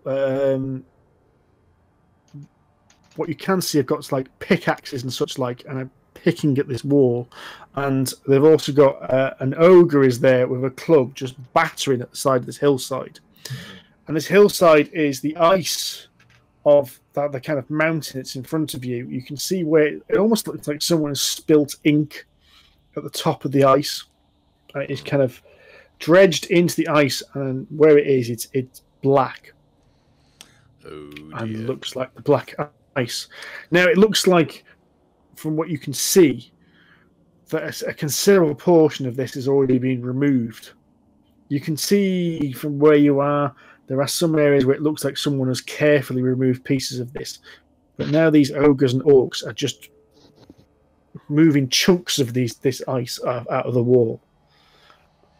And they're all loading it into bags and sacks and such. And there's one orc who's just belling, shouting orders at them and making, keeping tally and make sure they're all working. How many are there total? There's 2 ogres, and you can probably make out probably 8 orcs working, and then 1 orc kind of overseeing what they're doing. Are you up with us now, Imnek, then? Yeah, do I need to make a stealth check for that, Steve? Or Yeah, best dad. Okay. Disadvantage. Still better than Arrakis. So the one orc who is like holding his arms looks up, and he seems to look directly at you, kind of like goes, yeah, it's nothing, and goes back to ordering his orcs to carry on what they're doing.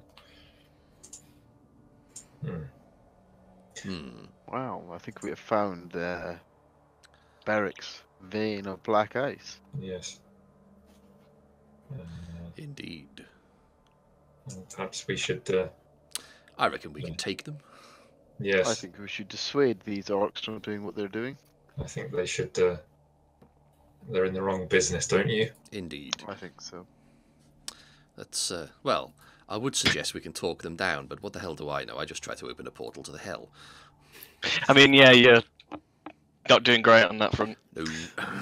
To be fair, talking to people under the influence of black ice has always been difficult. So That's true. They only answer to one thing. Let's do it. Okay. Can I hide, Steve? And before we're not entered combat yet. Have we? What sort of range No, are we yeah. looking at here?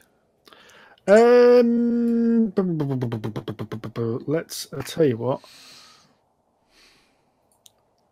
Yeah, because I mean, Why is that not?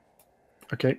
if Cockwind and I don't know, maybe Sylfina wants to try stealthing it, then I mean they sort of kind of spotted us, and Arrakis and I aren't going to be doing much stealthing. So we might as well it's because you were doing it as a group. It's a group stealth check, so you are you more than 50% of you made it, so it's good. Okay. So Arrakis nearly fudged it for you, but luckily Imnek was sneaky enough. With a mighty 13. Of course. Yeah. Hey, You're about 100 feet away from them. Excellent. Oh, wow. So Well within range. What else is going on then? Is there anything else we can see that is worth stealthing for? Is there any sort of I don't know, bags of gold or useful items, maps, whatnot, or is it just these guys? These guys are just all you can see. I mean, there's some sacks of what appears to be well, they're filling sacks up, and it looks like once they've got a few sacks filled up, and they're filling some more up. But other than that, they can't see any of the valuables on them. So, are they putting those sacks onto a cart, or what are they doing? No, they're not. So there's no other animals or anything around. No. Okay. Is there any obvious signs of how they got here? Is there? You can see a trail heading off to the north. You can because basically the snow has kind of cleared. You can see where they've come in. You can see the trails coming in because the whole place is like covered in snow. Okay. Okay. I'm gonna hide. You said 100 feet away, yeah, for the closest one. Yeah. What I'm gonna do? Just give us a second.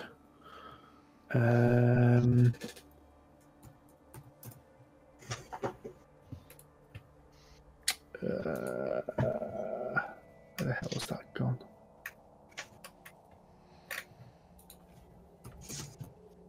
And I will try and set that up. Okay, how do I put one of them on there? I don't.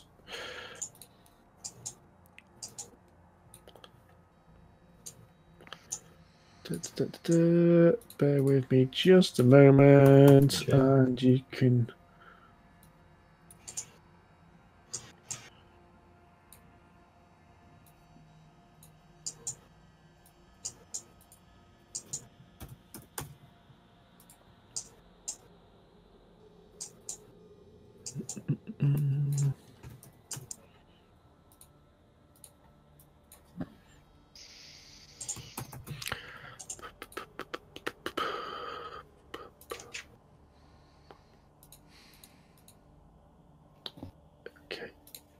Ah.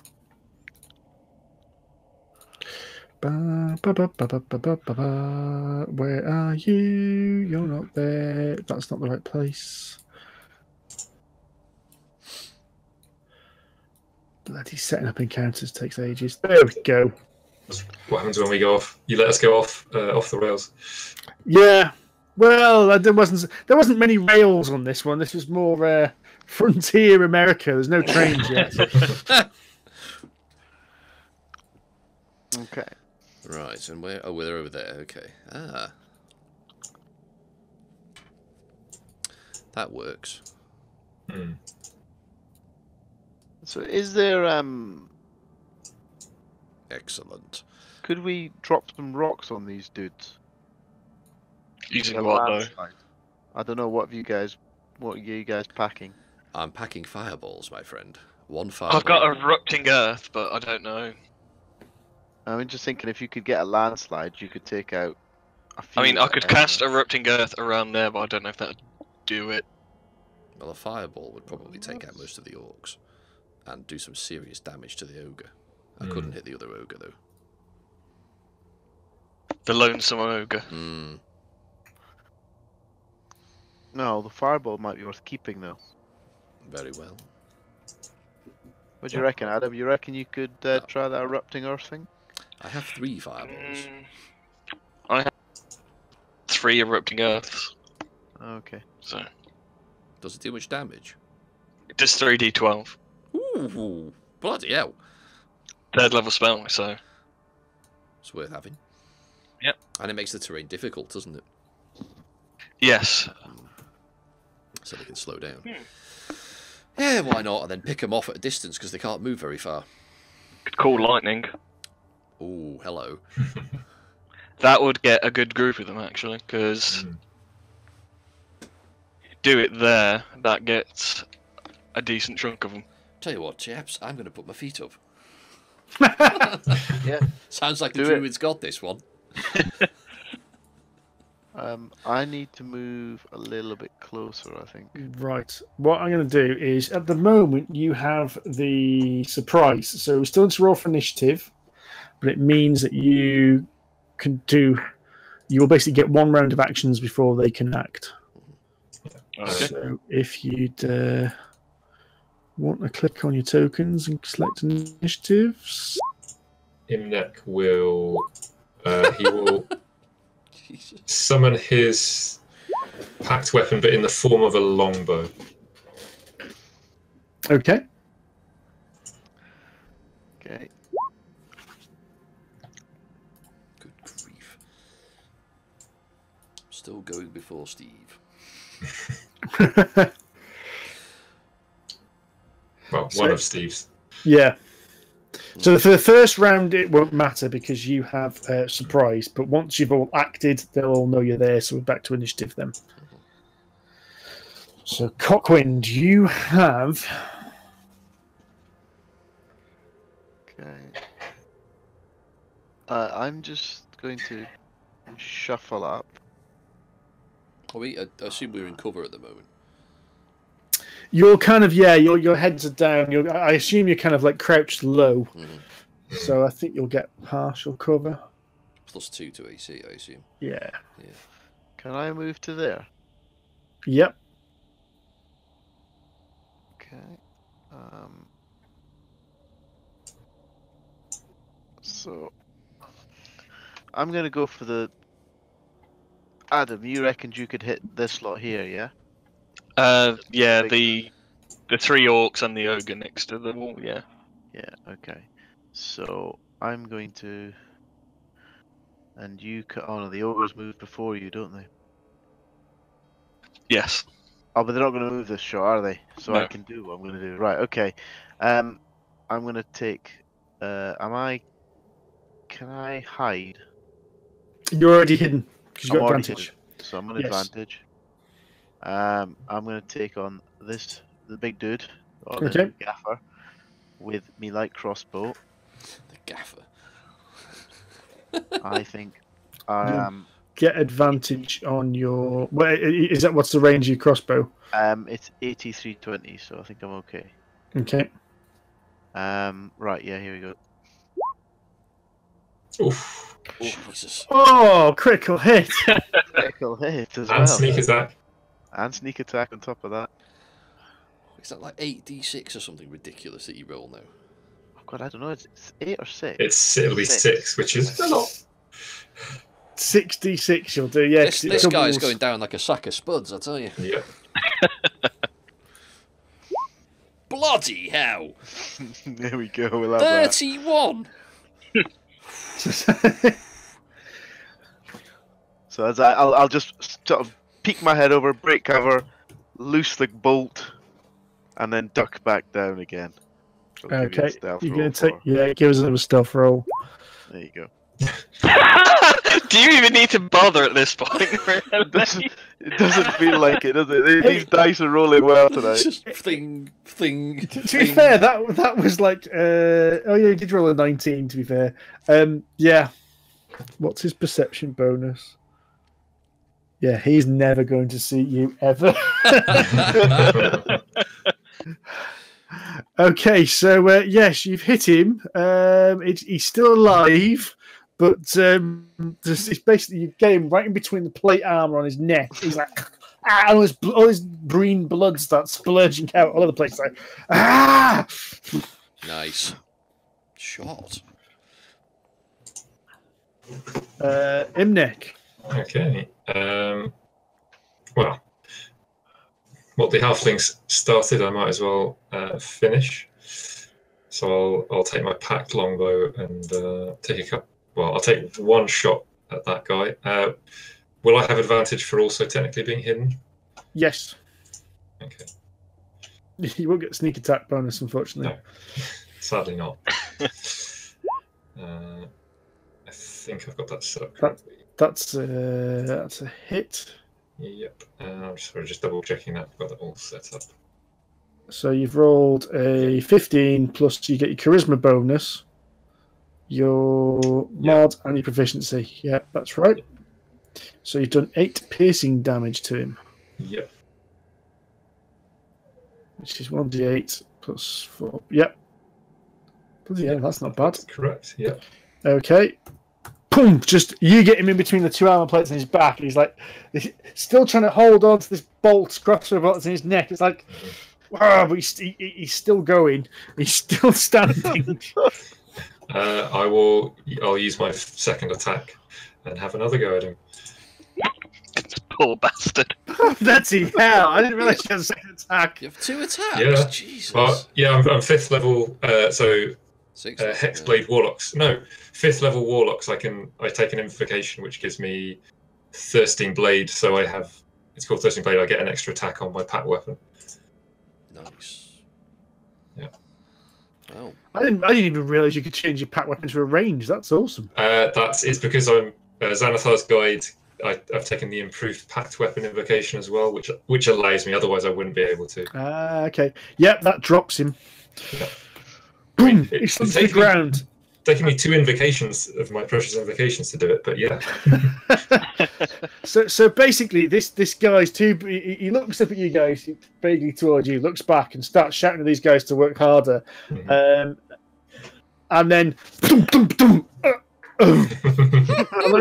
and the ogres are kind of like, what was that? Yeah.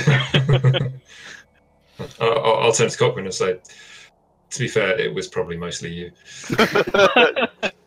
Have you finished him off there? Finished him off nicely, Imnek. Sylfina. Yeah.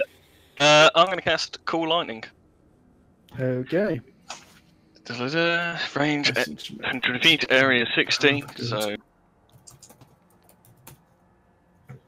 So yeah, I'm going to cast it so the bolt hits this area here. So which I believe should get those 4. It is a 15 DC dex save. Each creature within 5 feet of that point. So if you get that point, yeah, you will get. In fact, he should actually be there if he's on the grid properly. So you get 3 orcs and 1 ogre. Yep. Let's do the ogre first. So it's what was it? DC 15 dex save.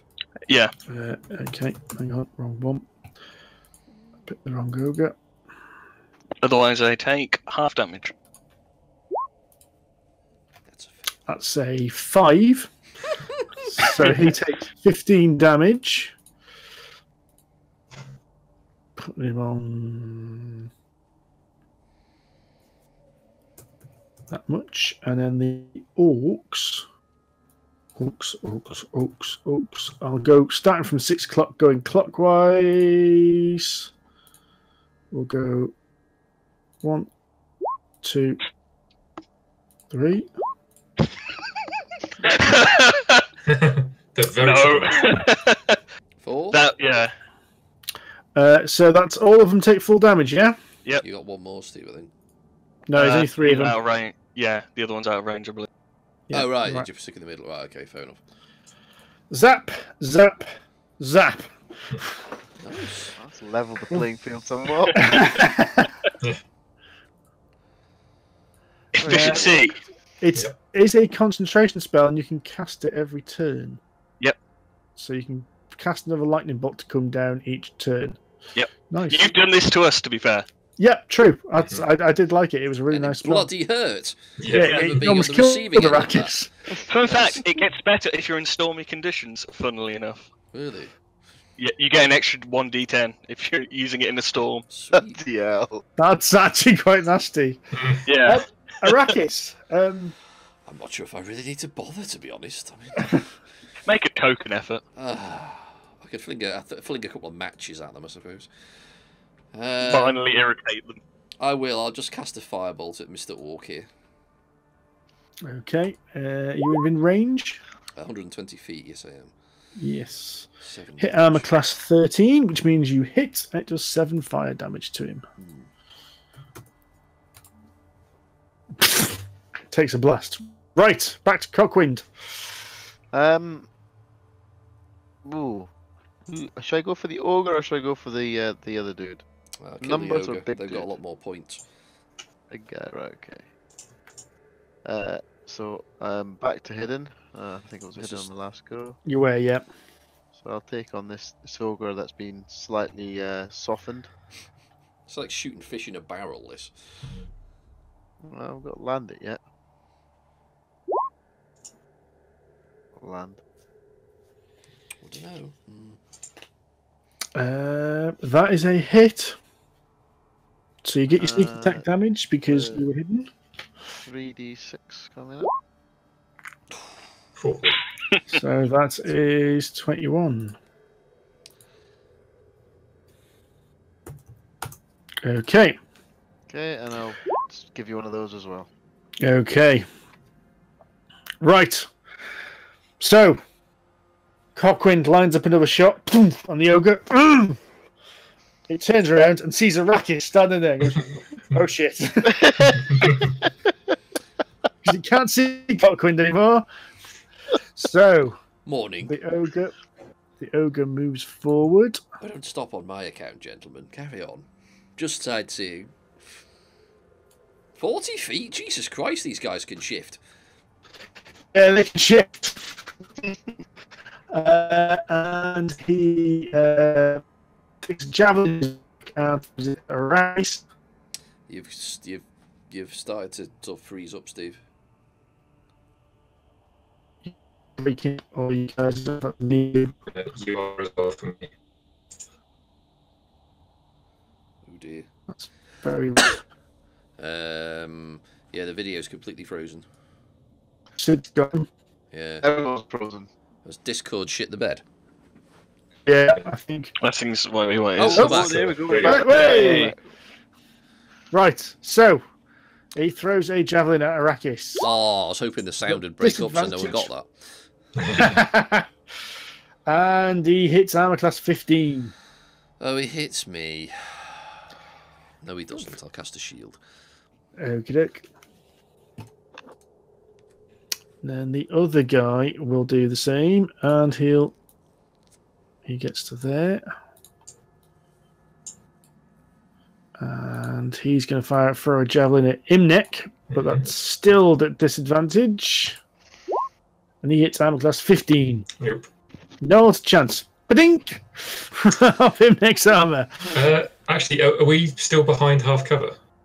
Oh, well, no, I'm not.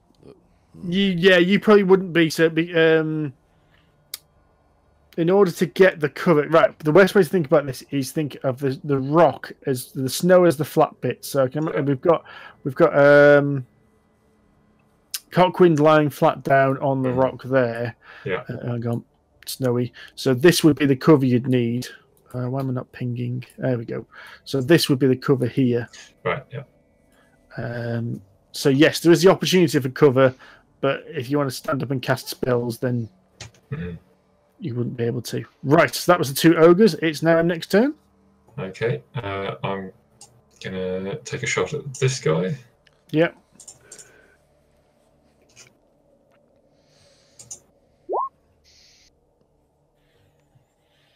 That's a hit.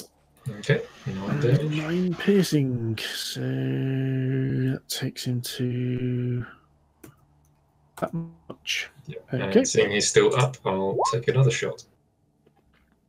Nice. He's looking rather bloodied. He's looking like a pincushion with burn marks on him at the moment. Nice. Okay. Sylfina. I need a 6-foot radius cylinder. Since I think that's technically the range of the It's unfortunately the wording's a little bit vague on the range. It says you create a storm cloud in the shape of a cylinder that is 10 feet tall with a 6-foot radius centered on a point you can see within range directly above you. It then says you can call lightning, but does it give a range on the lightning? So I just assume it's within the radius. Yeah, it's within that radius, yeah. So what was it, 6 feet or 60 feet radius? 60 feet. 60 feet radius? 60-foot radius, yep. And you probably center it like there or something. Well, you sensed it there originally. So that takes Yeah, that it was to... a bit I wanted to hit the... Yeah, you could still get them. Jesus. Just Cool, about. I'll use my action and cast it there. You won't get both of them, though, I don't think. Where's Oh, it? yeah, okay. Sorry, I wasn't zoomed in far enough. Yep. Okay, so they need to make a DC 15 save, was it? Yep. Or take half. Or take 7 damage. Okay, that's Orc. I've got the wrong one here. So that's the bottom ogre and the top ogre. And I shouldn't have disadvantage on them, but it doesn't matter anyway because they both rolled shit. Do I take 14? So they both take 14. So... where's me thingy gone? Right. That drops that one. Quite literally. Boom! Yeah. That's a puff of powdered smoke. Powdered snow. And this one goes down to that many hit points. Okay. Arrakis. I don't want to waste a big spell on him. There's no point.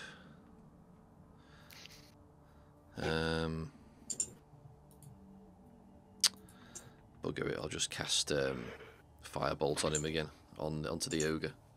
Okay. Actually, no, I'll cast it onto the orc. I'll just get rid of him. Okay. Oh, now at him. Critical hit. Down he goes. I don't think that orc even did anything the entire time. No. He didn't get a chance. Can't look around as his mates exploded and then Boom, boom, boom, boom. What's going on? So the ogres would go, ooh.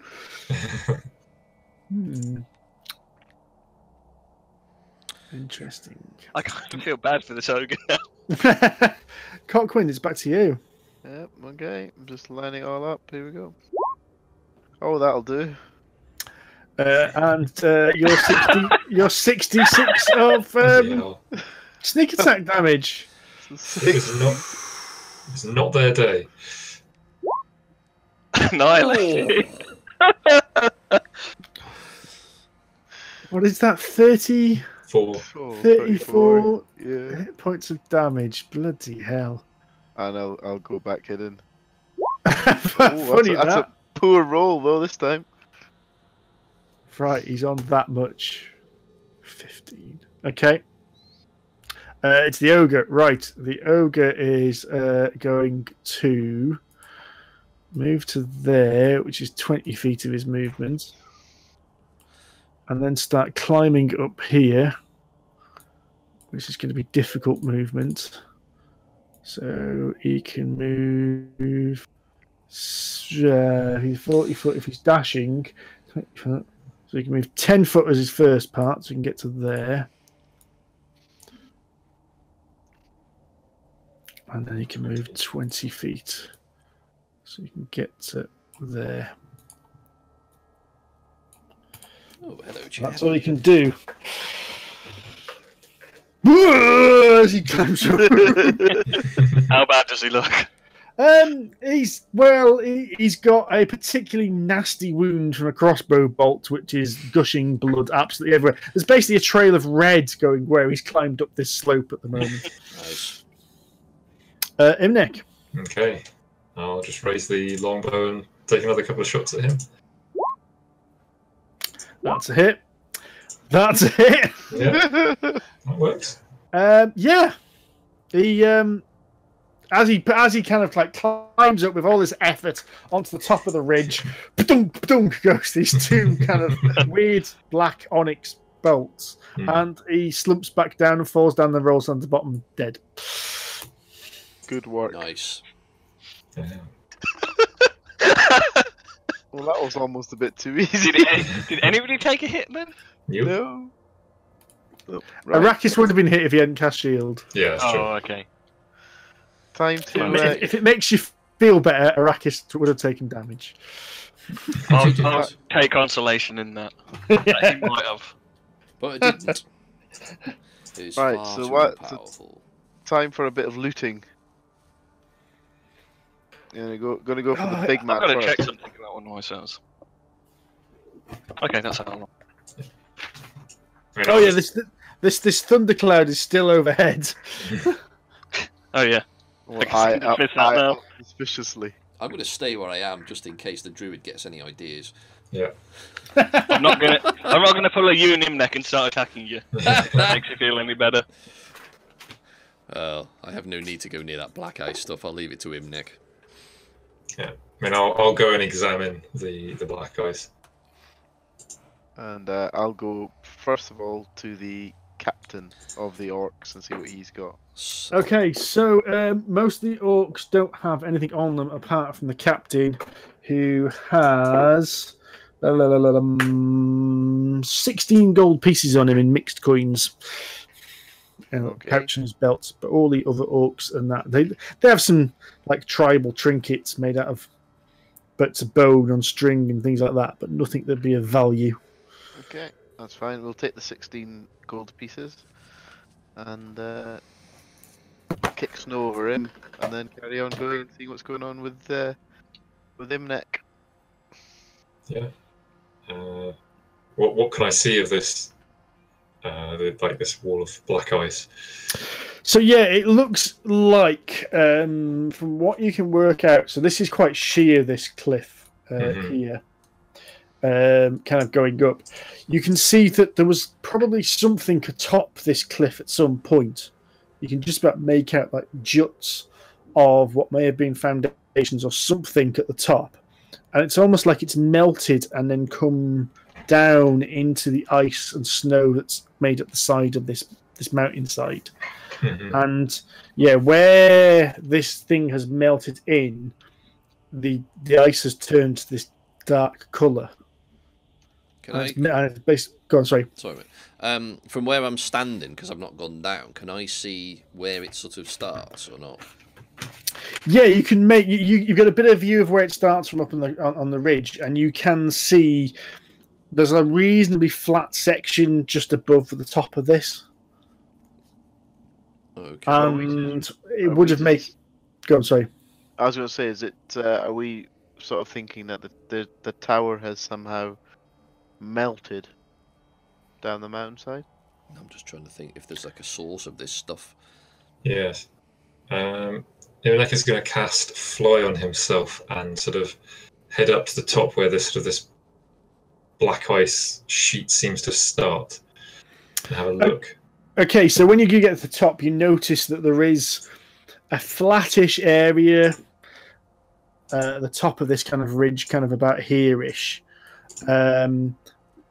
That would have been big enough to house one of these towers, because you've been inside one of these towers now.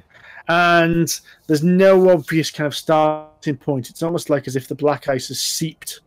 Just as if you imagine like this place had like an oil tank at the bottom and had a slow leak. Yeah.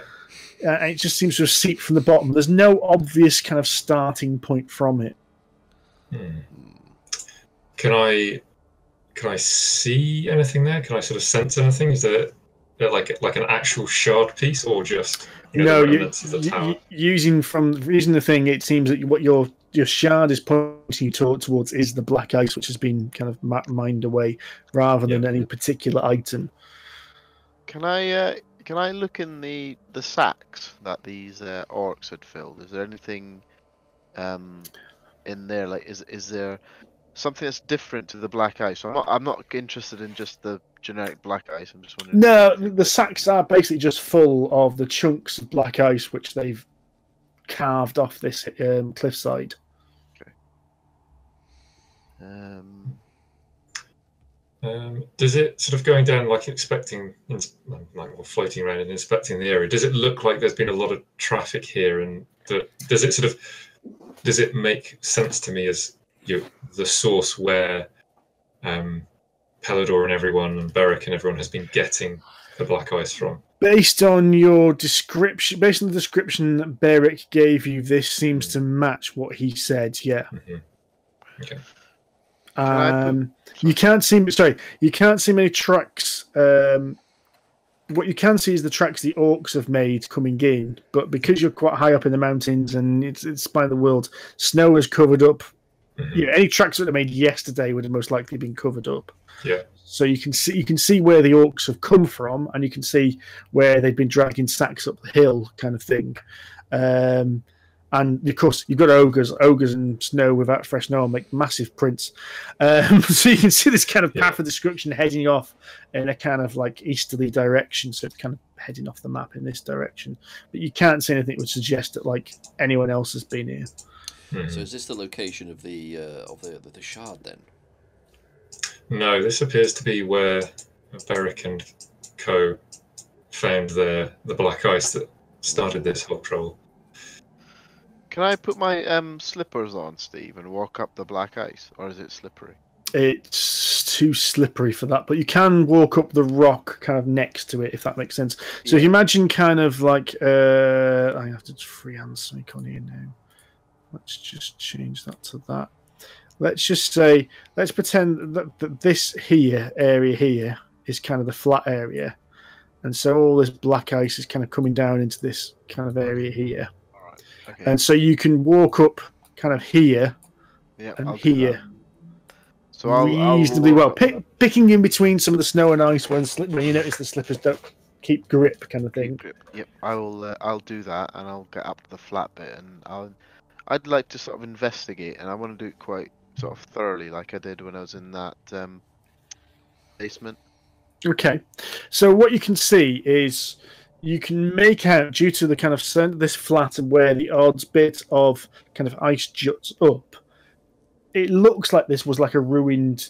If the ice was stone, this would look like the foundations of a ruined castle, if that makes sense. Right. Okay. You can see like the kind of edges of the circle, and you can see that this bit you're in is reasonably flat, and it would have made, they got the ground floor of a tower at some point.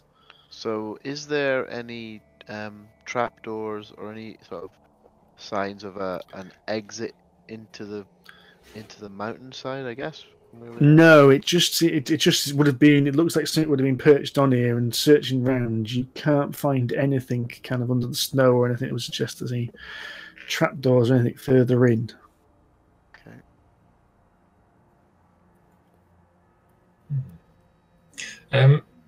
If I sort of float up above the tower, what do I sort of see of the mountainside there? Does it?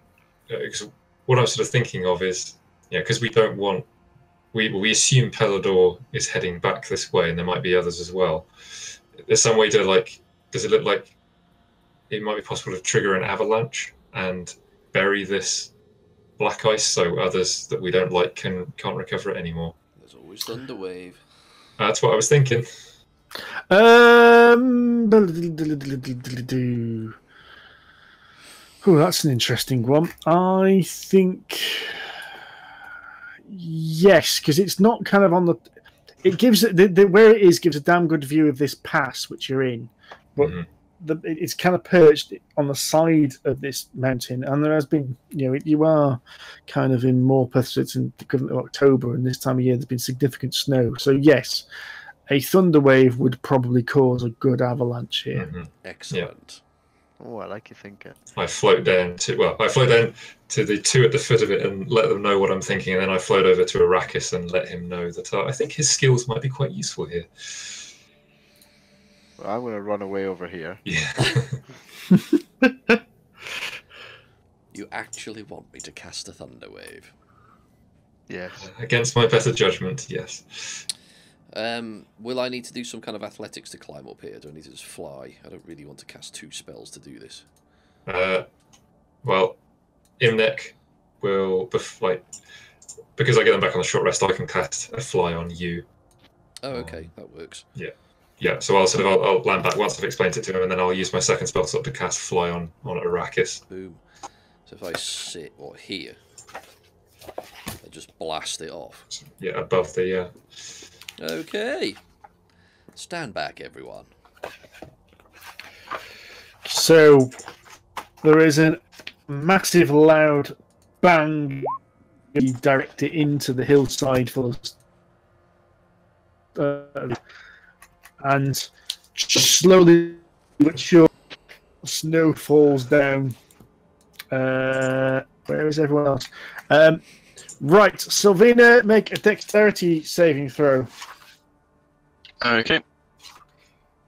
I did tell you the plan. Because you're kind of standing in the way of it at the moment.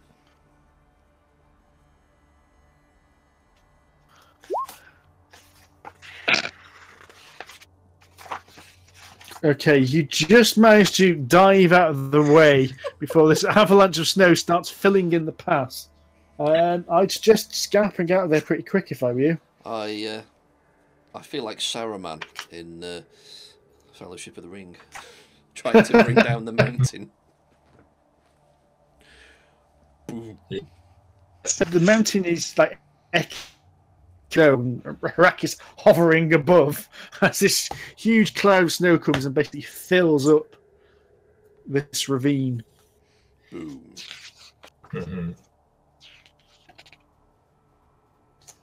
Nicely done. Yeah. So we made that save.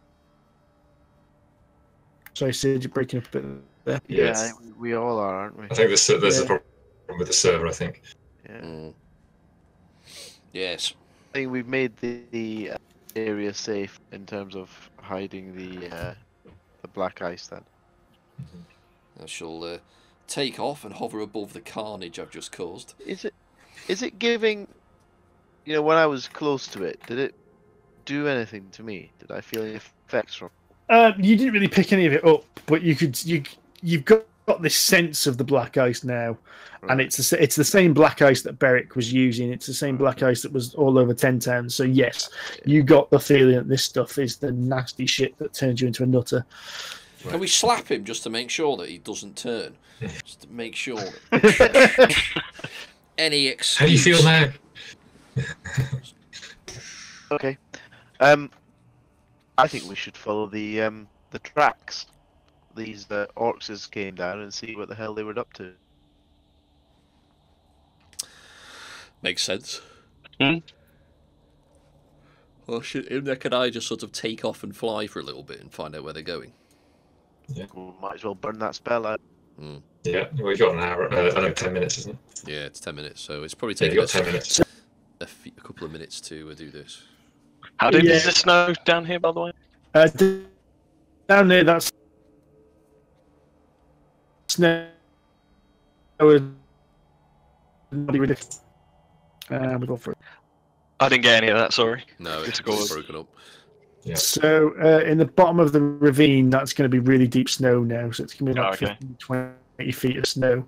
So you're going to have to kind of carefully pick your way around it at this point. Thankfully, where Arrakis is, the trail still exists because it hasn't filled in the complete valley, complete ravine. Hurry up, slowpokes. Chop, chop. I'll start Fly flinging last. firebolts at them just randomly. Not trying to hit them, just, taking pot shots at the snow. Careful, tiefling. I'm the one that's concentrating on that spell for you. That'll be a nice soft landing when I fall into 50 feet of snow. It'll be fine.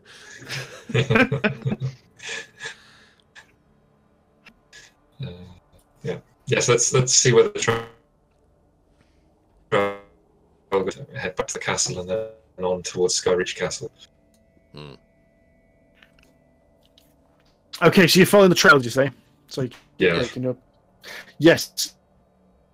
You follow the trail at least further east into the Spine of the World Mountains. So it's quite easy trail to follow because, as I said, basically 6 orcs and 2 ogres are not exactly subtle as they move through deep snow. And I've left quite a clear path. The path trails for quite some time, and it's after about an hour's travel, you're still.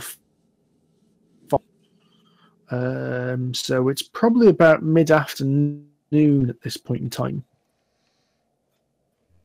And there's no, I mean, as I say, it winds up and down hills. You can't see it very far in the distance because you usually have to either go around the corner of the trail of the mountains or over some kind of crag or something. Yeah. And you're lucky that there hasn't been snow to cause this to be covered up.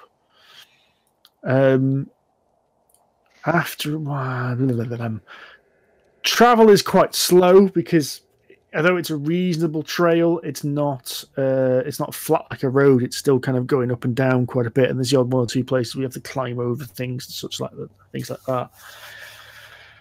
that. How far do you want to keep traveling, basically, to follow this trail? Weeks. Not really. Fair enough. Not really. I wasn't thinking following it very far, just to see if there was like an encampment or something nearby. So after about 2 or 3 hours of travel, so it's starting to get early evening now, and with it being towards winter, the sun's starting to set and it's starting to get twilight. Although you can't see where the trail is going, you can make out on the other side, several miles away, like a fortress or some kind of castle on the side of a hill, and you can make it out because you can see lights in it. So you can see torchlight coming through like the slits and things like that, but you can't make out much detail due to the darkness. Yeah, let's burn it. Does it have like an orky vibe to it or a human vibe, or? It's hard to tell from this distance. It's hard to tell from this distance and in this light. You'd say architecture-wise, it looks dwarven. Okay. But that's all you can really tell at this point. Do we take a rest before we crack on? I mean, Imnek could appreciate a short rest to get his spell slots back. But, short rest if you wish. Yeah, what do we think, gentlemen? Shall we? Let's attack it under cover of darkness. I like your balls.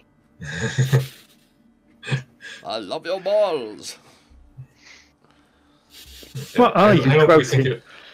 Team America. Team America. Fair enough. How long do we think it would take to reach it? My name is Buttswood.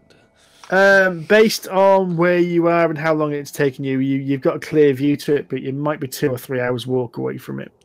Okay. Let's do it. Are we happy to do this? Yeah. Of course. Okay.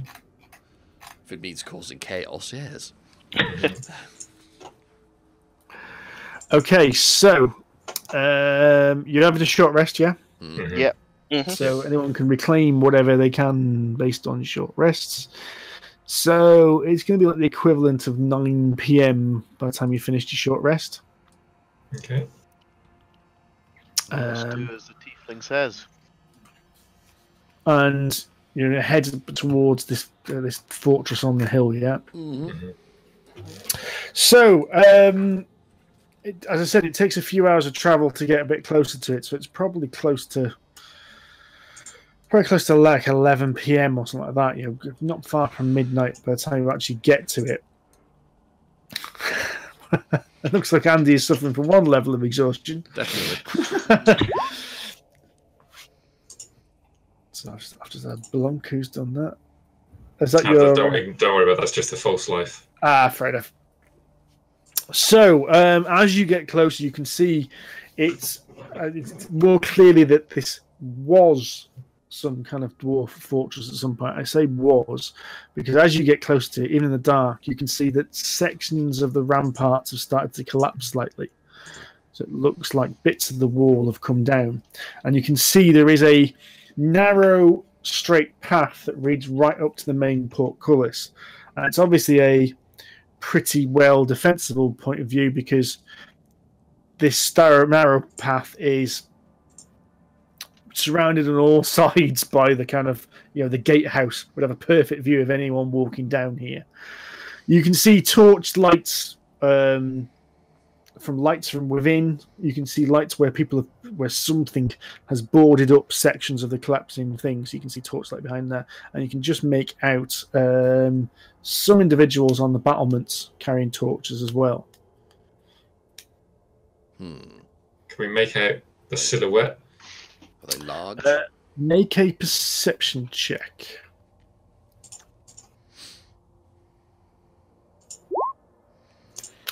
That's a very good perception check. You can identify that these do appear to be orcs manning the battlements. Ooh, excellent. Target practice. Yeah. Fling, fling, fling, fling. There look like a lot of them, or just a few? It's a sizable dwarf fortress, so you can make out quite a few on the battlements, as it were. Yeah. Oh, goody. So I could just fly over the top and rain hell from above. You could. You could do that. Let's do it. I'm feeling feisty. I guess we'll chill down here, Sid, because we can't fly. No, we'll just wait around. I mean, I'm thinking I might stealth in and see what there is to see. I guess I'll attempt that as well. Can we see the what state the front door's in? The front door is still kind of there, although it's been patched up in places, if that makes sense. So it's clearly So been, there are massive rammed. gates. Yeah, but it's been patched up, so there are still massive gates on the front to it. Okay. Oh, so we can't just walk in. Oh, I You could can climb see up the wall. you can probably just make out a couple of orcs kind of just outside the front gates as well. Mm. Oh, okay. What were the orcs armed with? The ones that we just recently murdered? Are they just sort of handheld weapons, or did they have any? Yeah, ranged they were. stuff? They were the orcs were armed with clubs or axes and carried a javelin. Uh-huh. The ones you saw out. Damn, they have ranged weapons. That's no fun. Well, I'd rather not be picked out of the sky, because that could hurt. Yeah. can you see over the battlements, Arrakis? Can you see if there's more behind in a courtyard or anything like that? If I flew, I haven't yet. Oh, you haven't? Oh, No. okay. I'm just discussing Nice. options. His flies ran out now. Yeah. It is 9 o'clock. I think there might be an opportune place 10 to o'clock. call it. 10 o'clock, sorry. Yes, I think there might be an opportune place to call it for the evening. I would say so. Which gives you a bit of time to consider what you might do. Mm-hmm. I still might go for Route 1. Fly into the air, cast fireballs from above, but we'll see what happens. Yeah. I was going to go reanimate that orc captain's corpse. Nice. Ah, Yes. that's a good. That's that how was deep good, it was. That's a great idea. Get an ogre to fight for us. Can't do an ogre, medium or small. Oh, boo. That's why I said orc captain. Oh, that'll do. Or the fancy We orc could was send in. him in as like a stooge. Yes. I don't know if they can talk. Anyway, Well, orcs are probably our big Is it the talk. same? Is it the same as Animate Dead? That's what I was going to cast. Yes, animate dead. Okay. Oh, though I wondered if it was your spore thing. No, I get animate dead as part of that more circle spells. Right then. Okay. our IT expert has entered the fray. Mhm. Hovering ominously. Has he tried turning it off and on again? He's about to turn us off, I think. Yeah. Fair enough. It's all right. We're going to be finishing in a minute. Yeah. Does he Steve's do you going want to to? bed. I've got to go home. Yeah. Yes. Right then, chaps. I It shall looks sign like off. you're about to- Yeah. Thank you, gentlemen. See ya. Thank you very much. Hang on. See you later. Good night. See ya. Ta-da.